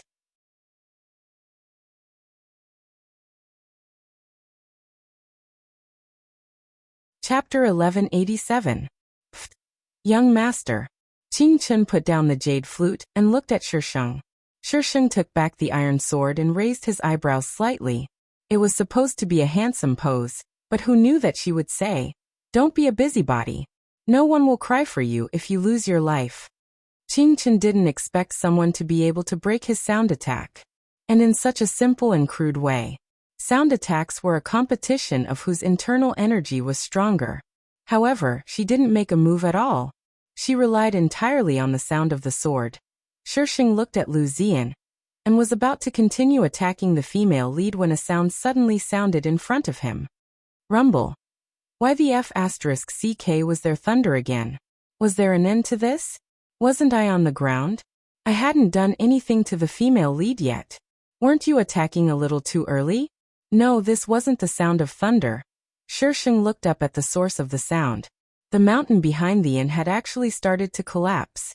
The rumbling sound was the sound of rocks rolling down. Shisheng. The mountain suddenly collapsed. This didn't make sense. They were right below the inn. If the rocks rolled down, they had to be smashed. Shisheng gave up on Lu Ziyan and quickly retreated. The rocks rumbled and pressed down on the burning inn. In the blink of an eye, the entire inn was covered and the world fell into darkness. Lu Ziyan subconsciously pounced on Chu Luo. When the rocks rolled down, they rolled to the side with Chu Luo. The two people beside Qingchen carried him and used their qinggong to leave the dangerous place. Rumble. The landslide was inexplicable. After the landslide, Shisheng went back to take a look. He didn't see Lu Ziyan or Qingchen. In short, that group of people had disappeared. Therefore, Shisheng came to a conclusion. It was another F***king cheat for the protagonist. Tricks, it was all tricks. There were many tricks in the city. She didn't know how to play. It was too scary. The coachman heard Shisheng's words and dodged the bullet. When Shisheng found him, he was anxiously sitting in the carriage. He heard the sound, but he didn't dare to go back to check. He was relieved when Shisheng came. Shisheng asked the coachman to send her to the border, and then she entered Red Star alone. The envoy group had been wiped out before they even reached the border. This was very awkward. The people who followed her advised her not to go. Now that the entire group of envoys was gone, what was the point of her going? But Shisheng didn't listen to them at all. He was a real tyrant. Whoever dared to say more would be beaten up. After that, they might have been ordered to stop trying to persuade her, and only protect her safety. After entering the Crimson Glory Empire, it took Shisheng some time to reach the capital. Normally, an audience would take a very long time. Various parties would come to inspect the documents, but Shisheng didn't have anything on her, so she just flipped her way into the palace. The palace was more or less the same anyway. There was nothing much to see. The difference between the Imperial Palace and the Northern Liang Imperial Palace was that there was a strange tree in the Imperial Palace. White flowers bloomed on the tree. They didn't have any smell, but they looked pretty. But they were everywhere, so it was a little strange. Could it be a special feature of the Imperial Palace? Shisheng wandered around and found out the location of Qi Yuan's bedroom from the palace maids and eunuchs. Shisheng found his way to the bedroom. Don't dawdle. Hurry up. The voice was very loud. Shisheng was so scared that he shivered and quickly shrank back. The person who shouted was probably a servant in the palace. Otherwise, he wouldn't dare to be so loud. Aunt, I don't want to go. The person who answered was obviously much quieter. She was full of reluctance and fear. Is this something you can just ignore? Once you enter the palace, you have to listen to the arrangements. Otherwise, you won't be the only one who will suffer. The person who was called Aunt was very strict. But, His Majesty, he won't even touch us. Every one of us will be beheaded. I don't want to go. Aunt, please spare me. I beg you. Aunt was impatient. Carry her in. No, Aunt, I beg you. No, spare me. I don't want to die, Aunt. Aunt, Shisheng shook his head. Was she going to the guillotine? She was crying so heartbreakingly. The sound came from afar into the main hall next to the Shisheng. There was a strange movement inside, and then it was quiet again. Shisheng made sure that there was no one else in the room except for the crying girl. Then he climbed through the window. The bedroom was very large, and the furnishings were exquisite and luxurious. The biggest thing was the dragon bed. A girl was wrapped in a quilt and tied with a rope. She looked like a silkworm. She didn't notice that there was an extra person in the room. She was still crying seriously. How could she not cry when she was about to die? Don't cry. Suddenly, there was a voice in the room. The girl's voice seemed to be stuck and suddenly stopped. The room fell into a dead silence. She heard footsteps. His Majesty. Was His Majesty here? When did he come? She was going to die. The girl was even sadder when she thought of this. She was going to die anyway. She wanted to cry. Then there was crying in the main hall again. Don't cry. Shisheng scolded again. The girl was so scared that she trembled. She broke down and cried at the top of her lungs. If she didn't cry now, she wouldn't even have the chance to cry in the future. Her crying echoed in the main hall and constantly stimulated Shisheng's eardrums. The corners of his mouth twitched. Then he went up and knocked the girl unconscious. The world was finally quiet. Shisheng hadn't decided whether to throw the girl out or stuff her under the bed. Then, there was a loud shout from outside. His Majesty has returned to the palace. There was a lot of kneeling and kowtowing. The door of the main hall was pushed open. A man in a bright yellow dragon robe came in. The light veil draped over his body blurred his figure. He stood outside the veil and said in an extremely cold voice, "Drag the thing on the bed out and chop it up." A few people dressed as imperial guards immediately came in from outside. They lifted the veil and revealed the man's face. It was an expressionless face. His pitch-black eyes were like the starless night sky. They were filled with endless coldness. The corners of his lips were slightly pursed, and there was a murderous aura around him. Although his facial features were handsome, not many people dared to look closely at him with that murderous aura around him. "Who are you?" The Imperial guards lifted the veil and saw Shi Sheng standing inside. They immediately became nervous. Unexpectedly, someone had inexplicably snuck in without them noticing. The man raised his head and glanced at Shi Sheng. The coldness in his eyes deepened. His thin lips parted slightly. "Drag her out and chop her up." He didn't say a single word. He didn't even look at her. Shi Sheng. What the F***ck? Was he going to chop her up just because of a disagreement? He didn't even F***king say anything, okay? She only regained her senses when Shi Sheng was dragged out. What the F***ck? Qi Yuan, you idiot. Dismember her. A cold voice came from inside. Shi Sheng. Calm down. This definitely wasn't her Feng Xi. How could Feng Xi be so scary? How could Feng Xi be so cruel? Absolute. Yes. No. Yes. I don't care. I won't admit it. Where's I's sword? How dare he dismember her? Damn it, I must beat him up until his ancestors can't recognize him. #today. I'm begging for peacock grass flavored votes. Let me repeat my name again. I've changed it to Qi Yuan. Smile, monthly votes. For 1,000+ chapters, those who have monthly votes, don't hesitate anymore. Vote for me, 2017. 03. 16 book review area. Little Angel.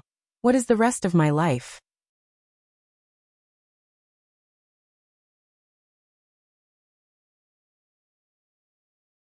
Chapter 1188. Your Majesty, the person ran away.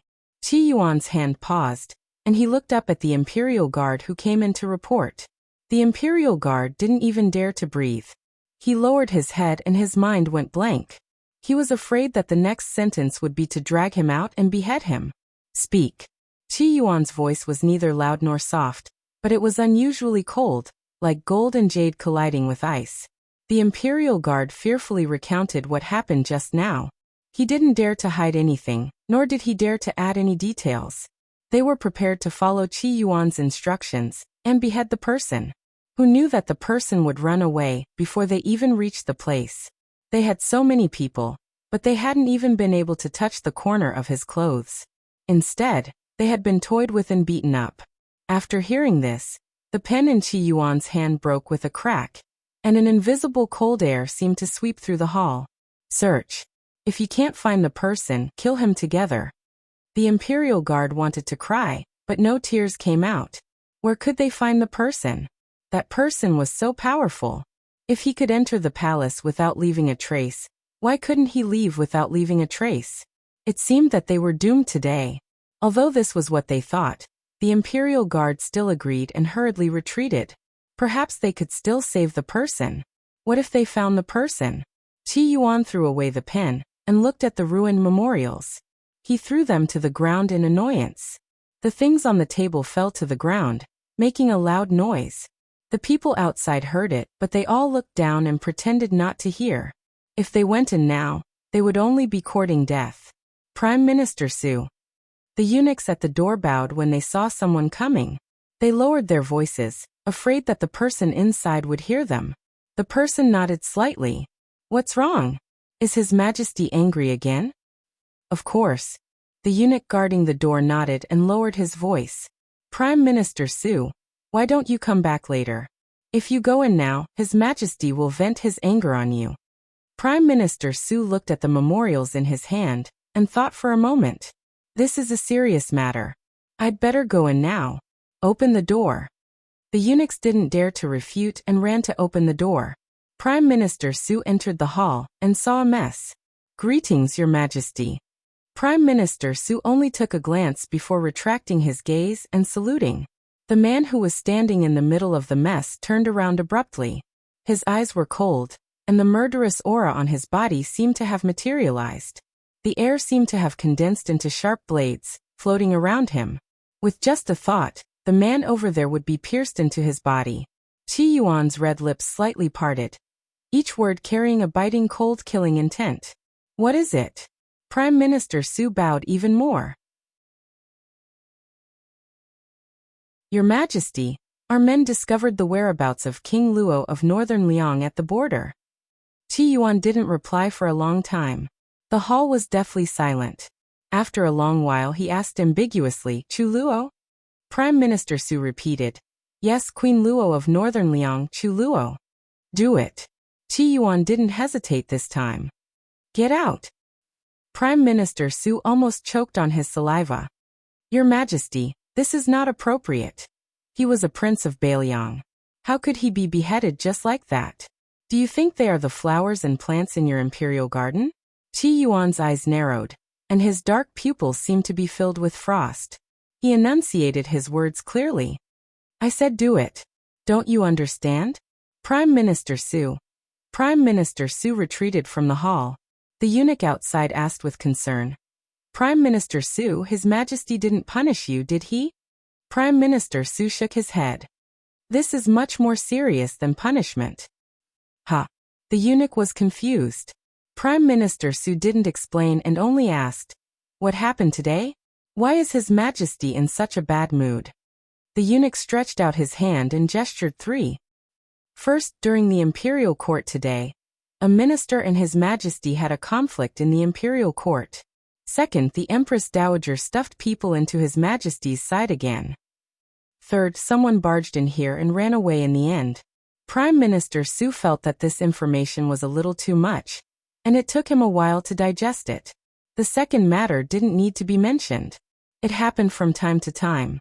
The Empress Dowager's greatest wish was to see the little prince. Of course, this was only to outsiders.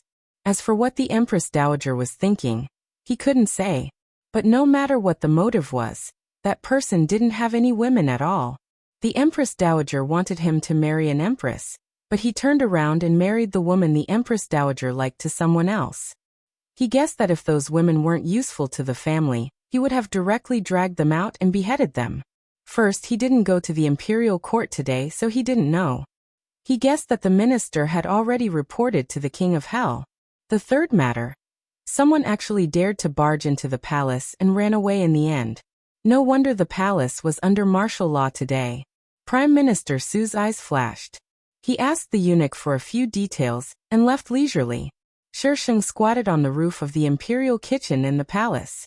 Her nose was filled with the aroma of food. It wasn't that she wanted to squat here, but this was the best location in the vicinity. It wouldn't be easy to be discovered. Most importantly, she was really a little hungry.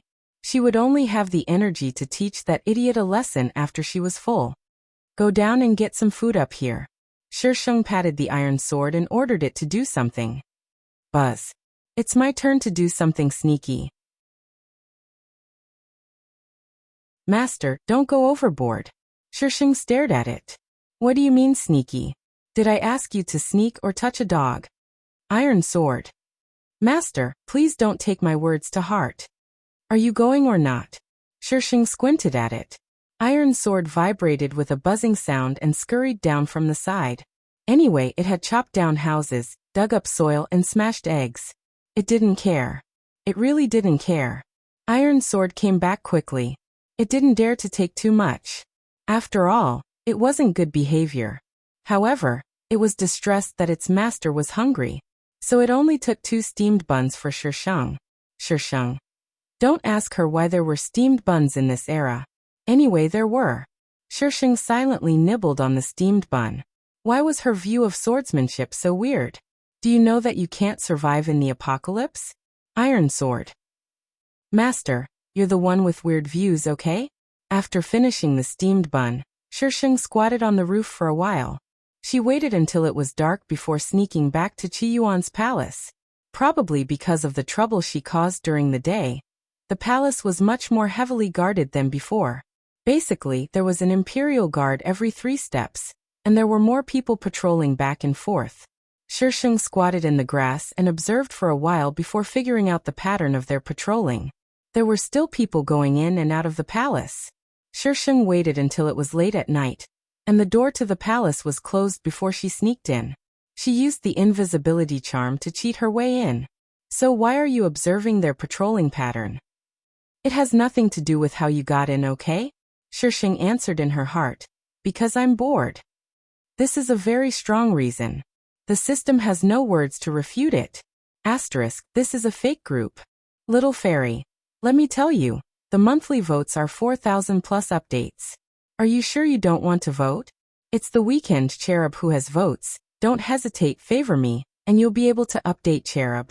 Can you speak normally? Little fairy. Vote for the monthly votes. If you don't vote, I won't update. Cherub. You'd better not talk. Little fairy. What do you want me to do?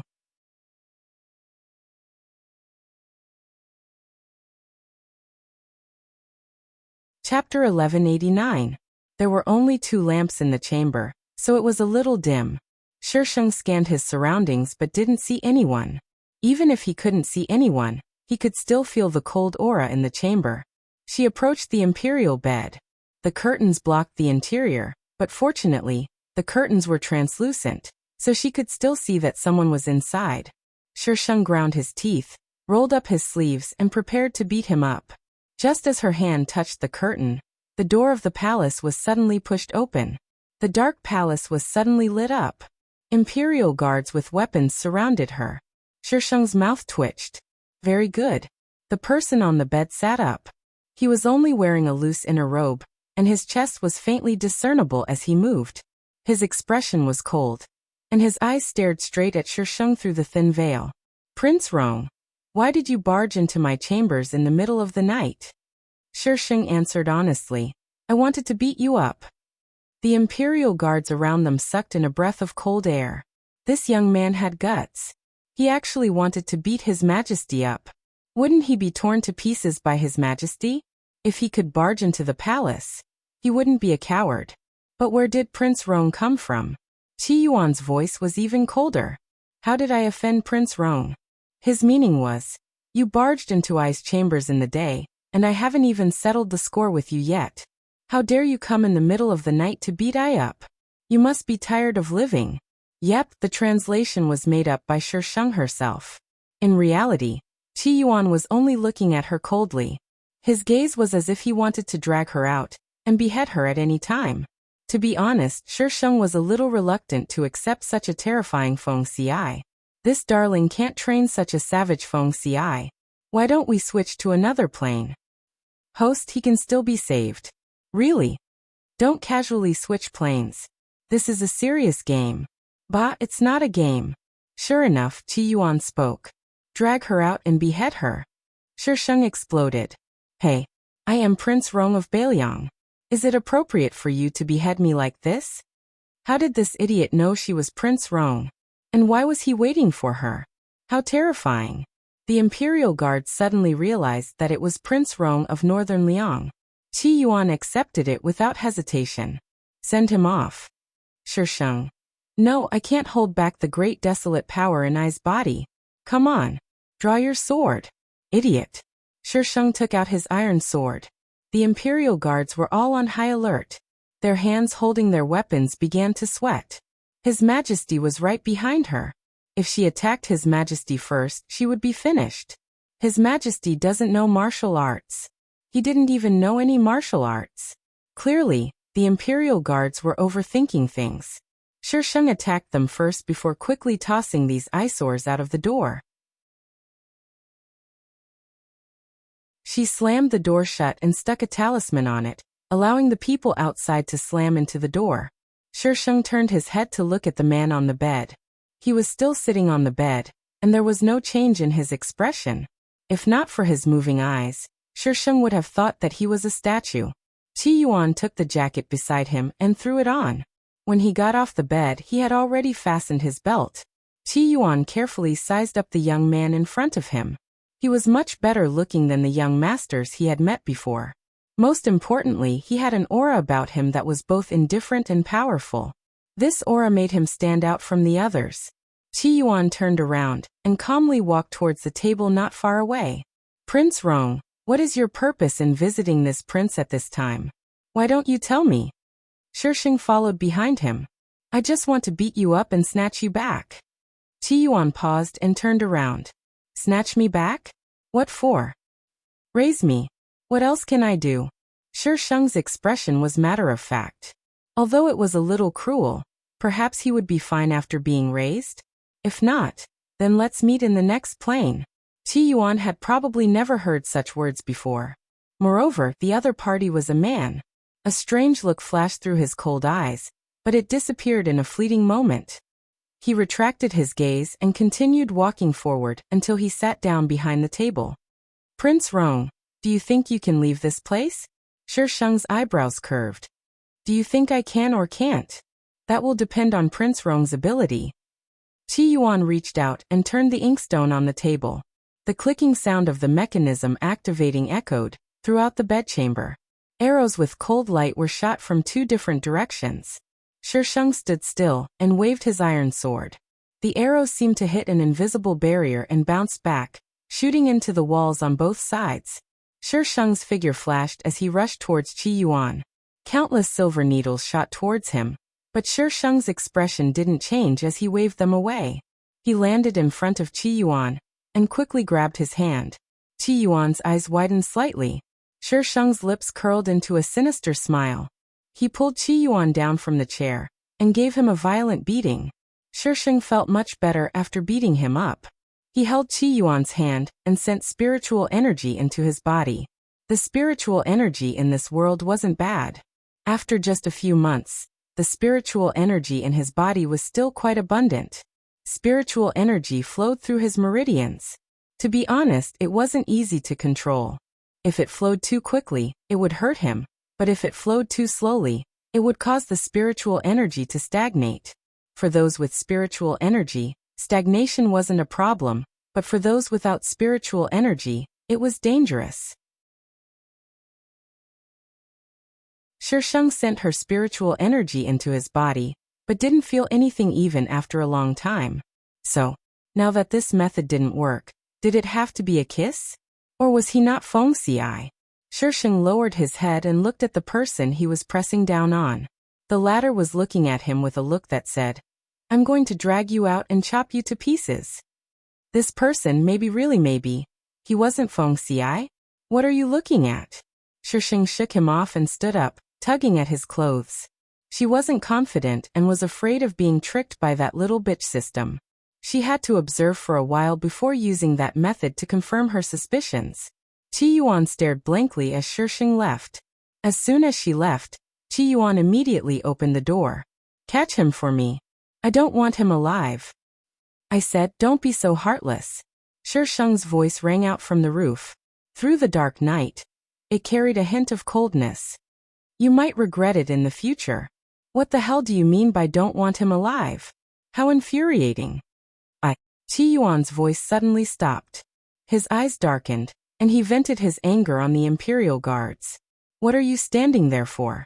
If you can't catch him, chop him to pieces. The Imperial Guards. Should they catch him alive? Or not to capture him alive? Shi Sheng stepped on the roof and jumped to the other side. She was just in time to see Qi Yuan. She waved at him arrogantly. See you next time. Then she disappeared into the night.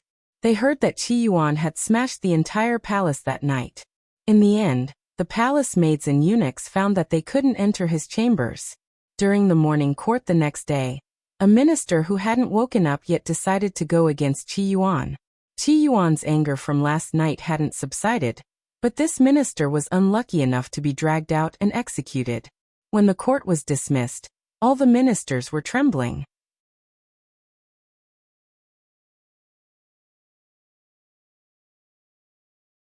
Chapter 1190. Shi Sheng left the palace and found a place to stay.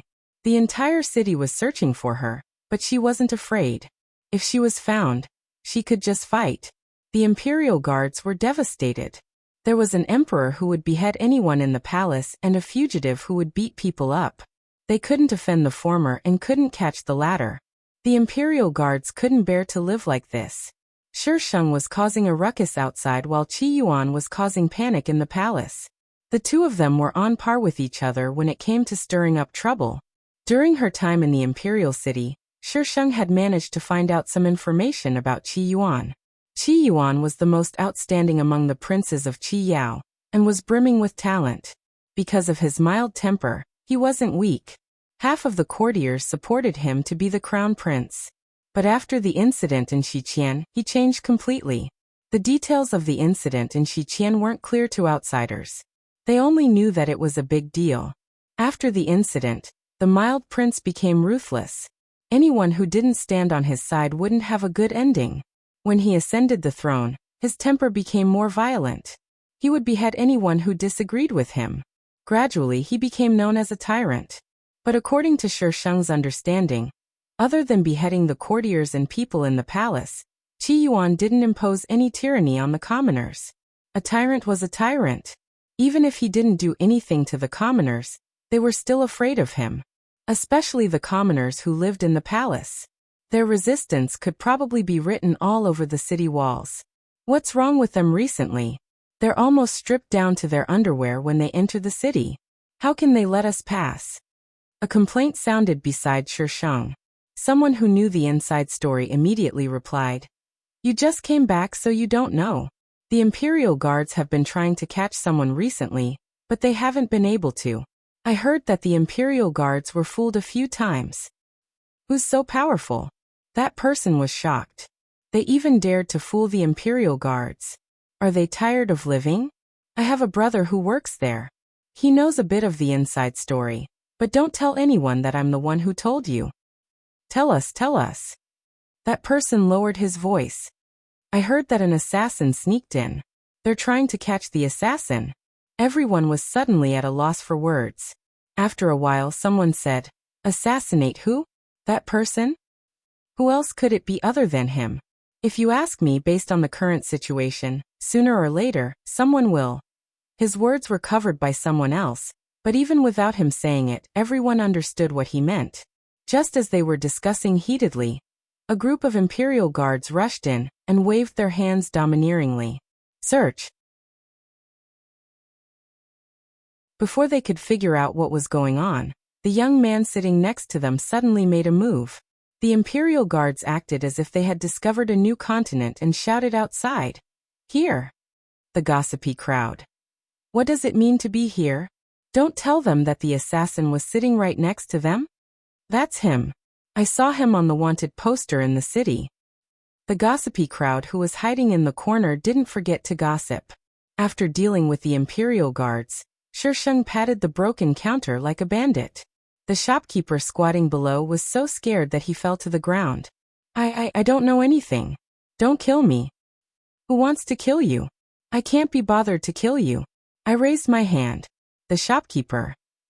Look at how fierce you are. Isn't it obvious that you want to kill me? Shi Sheng rolled his eyes. They were the ones who broke the counter.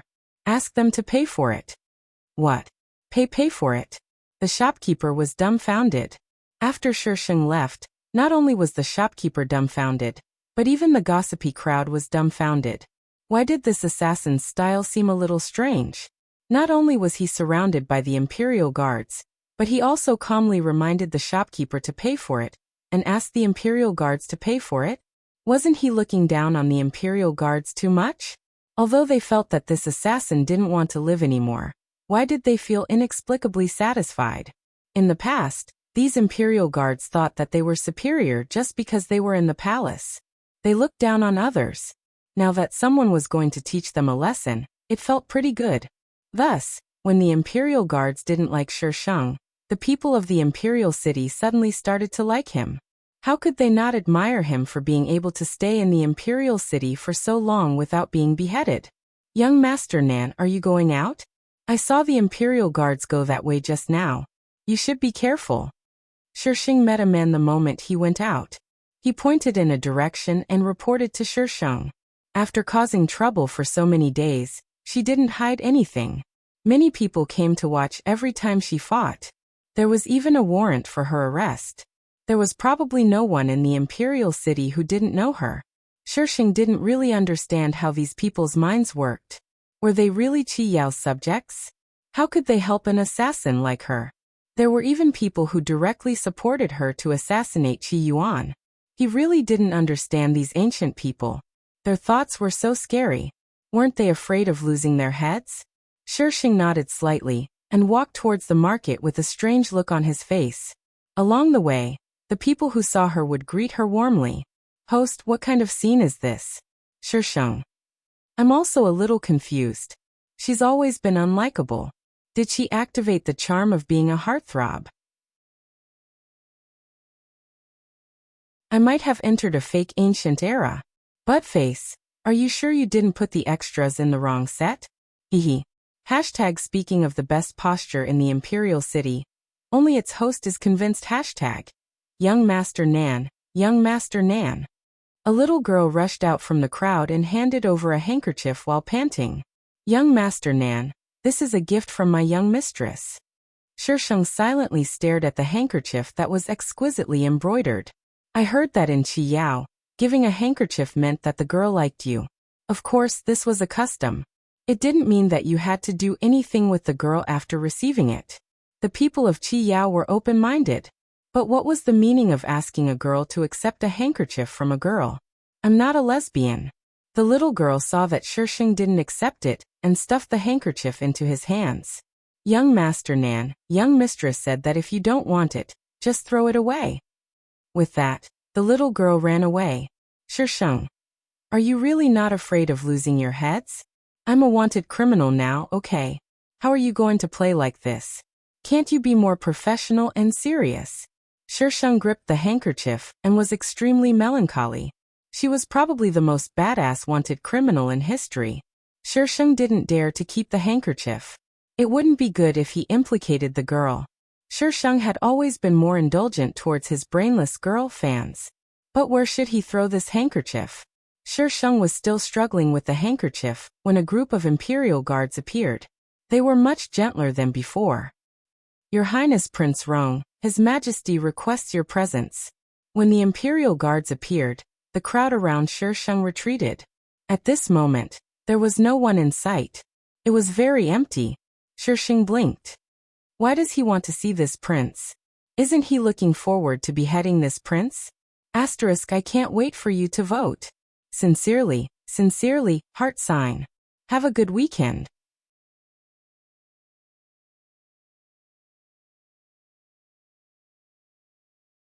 Chapter 1191. The Imperial Guards blushed with shame. His Majesty hadn't been able to execute them, had he?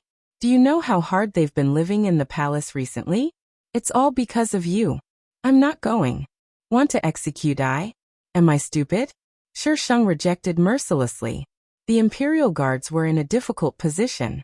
His Majesty only said to bring him back, but he didn't say whether he wanted him dead or alive. But they couldn't beat him even if they made a move. As a prince, why didn't you enjoy your life in Bailiang? Why did you come to Qiyao to cause trouble? Wait, it seemed like Prince Rong came to Qiyao to negotiate, but where was his negotiation team after so many days? Just as the Imperial Guards were feeling conflicted, Shisheng had already left, causing the girls on the next street to scream. The Imperial Guards sighed in their hearts. His Majesty had met his match. After listening to the Imperial Guard's report, Qi Yuan said expressionlessly, "Drag him out and execute him." Your Majesty. Prime Minister Su, who was standing at the side, hurriedly said, "This has nothing to do with them. Why are you taking out your anger on them?" Qi Yuan looked up slightly. You want to come along too? Prime Minister Su. He glanced at the Imperial Guards kneeling on the ground. Even I can't save you. After that person was brought out, Qi Yuan asked coldly, who asked Prince Rong to come? It was old General Shan. Didn't His Majesty know about this? Qi Yuan suddenly grabbed the booklet on the table and threw it at Prime Minister Su. I told you to execute him. What are you doing? Prime Minister Su was furious, but he couldn't flare up. Your Highness, the Shan family has always held military power. If you really execute him, the Shan family will probably rebel. Qi Yuan was so angry that he smashed a few more booklets and said fiercely, he asked for someone to get rid of him for me. If he can't, I'll get rid of him. Yes. Old General Shan was going to be unlucky. Shisheng was squatting on top of a restaurant, looking down at Lu Zian, Chu Luo, and the others. They were all in disguise. Even though the entire city was under martial law, they still managed to enter. That was quite impressive. Shisheng was about to do something to improve the male and female lead's relationship. She suddenly realized that someone was squatting beside her. His posture was exactly the same as hers. She looked quite delicate and pretty, just a little tanned, but she was tall and slender. She was a martial artist. F***ck. When did this person come? Why didn't she notice it? This doesn't make sense. Buttface, there's a bug. No, he's famous for his lightness skills. You just wanted to kill the male and female protagonists, but he didn't carry any murderous aura. It's normal that you didn't notice it. This is not a bug. The system swiftly explained and then continued to play dead. Miss Nanji. The other party called her by her full name seriously, and even added the word Miss. Shisheng. She didn't know this person. All of a sudden, the woman lunged forward and hugged Shisheng's leg. She cried bitterly, "Madam, please let me live. Don't torment yourself here. Go do what you need to do. Go far away and live a carefree life. Do whatever you want as long as you don't stay here." Shisheng. He was crazy. Master Sima said that he would only get you out of northern Liang. He didn't say that you would torment me. Madam, can you please be merciful? Shisheng was still confused. This crazy woman had a lot of information. How did the Sima family get involved? Miss Nanji, my Dan family has only one son for 3 generations. If your majesty really kills me, I will be the sinner of the Dan family. I can't bear this accusation. How can I face my ancestors in the future? Wait a minute, explain yourself. Do you want to be the sinner of the Dan family? Miss Nanji, you are still so young. You can do anything, but please don't do something so immoral. The man didn't listen to Shisheng and continued to roar. He even hugged Shisheng's leg desperately and cried uncontrollably. Shisheng looked at the sky silently. I might have really entered a fake ancient era. Kacha kacha kacha. What's that sound? The man suddenly stopped crying and looked up at Shisheng. Shisheng smiled and then raged. It's going to collapse, king retard. Just as Shisheng finished speaking, the roof suddenly began to cave in. Shisheng reacted quickly and jumped to the side, landing on the tea shed that had been propped up below. She slid down and landed on the ground. Shisheng supported himself on the stool beside him and flipped to the side, maintaining his handsome image. Shisheng steadied himself and looked up to see Lu Ziyan and the others opposite him. Shisheng. F***ck. F***ck. F***ck. F***ck. F***ck. F***ck. Plot Lord, that little b*** tch is causing trouble again. Bam. When both parties were looking at each other affectionately, something fell from the middle and hit the tea shed. The tea shed couldn't bear the weight and fell down with a crash. The culprit came out from under the tea shed as if nothing had happened. He scanned his surroundings and saw that there were so many people watching. He coughed, took out silver from his waist, and placed it in the hands of the owner of the tea shed. When Dan Ming turned around, he saw Chu Luo standing outside the tea shed. He was slightly stunned. Perhaps because Chu Luo had disguised herself, he felt that she looked a little familiar, but he couldn't remember where he had seen her before. Chu Luo pulled Lu Ziyan back and gestured for her not to act rashly. This Dan Ming was a fool. On the battlefield, he only knew how to charge around recklessly. However, his martial arts were very powerful. In a head-on confrontation, it was uncertain who would win. Dan Ming probably didn't recognize her. He turned to look at Shisheng and naturally changed the Miss Nanji. He was referring to Prince Rong. With a serious expression, he no longer had that unprincipled image from before. Prince Rong, I have something to tell you. Do I know you? Shisheng's face was cold. Was this person schizophrenic? Last time, a few people suddenly rushed out and said that they were sent by Lord Sima. Now another person suddenly appeared and said that it was related to Lord Sima. What exactly did that cheap grandfather of hers, whom she had never met before, do behind her back? He could even order people from Chiao around. Impressive. Such an impressive person was killed by the female lead in the end. How aggrieving. Prince Rong. Shisheng suddenly walked past him and towards Chu Luo.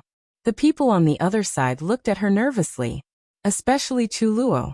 Her eyes were filled with warning, as if he would attack her on the spot if she dared to spout nonsense. Lu Ziyan's expression was a little complicated. She probably hadn't given up on trying to instigate her. However, what Shisheng had done last time made her feel that Shisheng was very dangerous. That was why she had such complicated feelings. Shisheng smiled. Prince Luo, Miss Lu, you're a little slow. Her voice wasn't soft. It was obvious that she was deliberately exposing their identities. Prince Luo. Dan Ming glanced at Chu Luo. At this moment, Chu Luo looked like an uncle from the pugilistic world. She had a beard and had applied something on her face, making her look a little sallow. Dan Ming had fought with Chu Luo on the battlefield before, and had some understanding of her. After Shisheng pointed out Chu Luo's identity, Dan Ming observed her for a while, and naturally recognized her. Dan Ming said in realization, "So it's Prince Luo. Why are you dressed like this? Is this outfit popular in Northern Liang now? Ha ha ha, you Northern Liang people really know how to dress up." Who couldn't tell the sarcasm in his tone? You're tuning in to the Earbook Haven YouTube channel. Don't forget to subscribe and join us on this journey to catch the most captivating stories.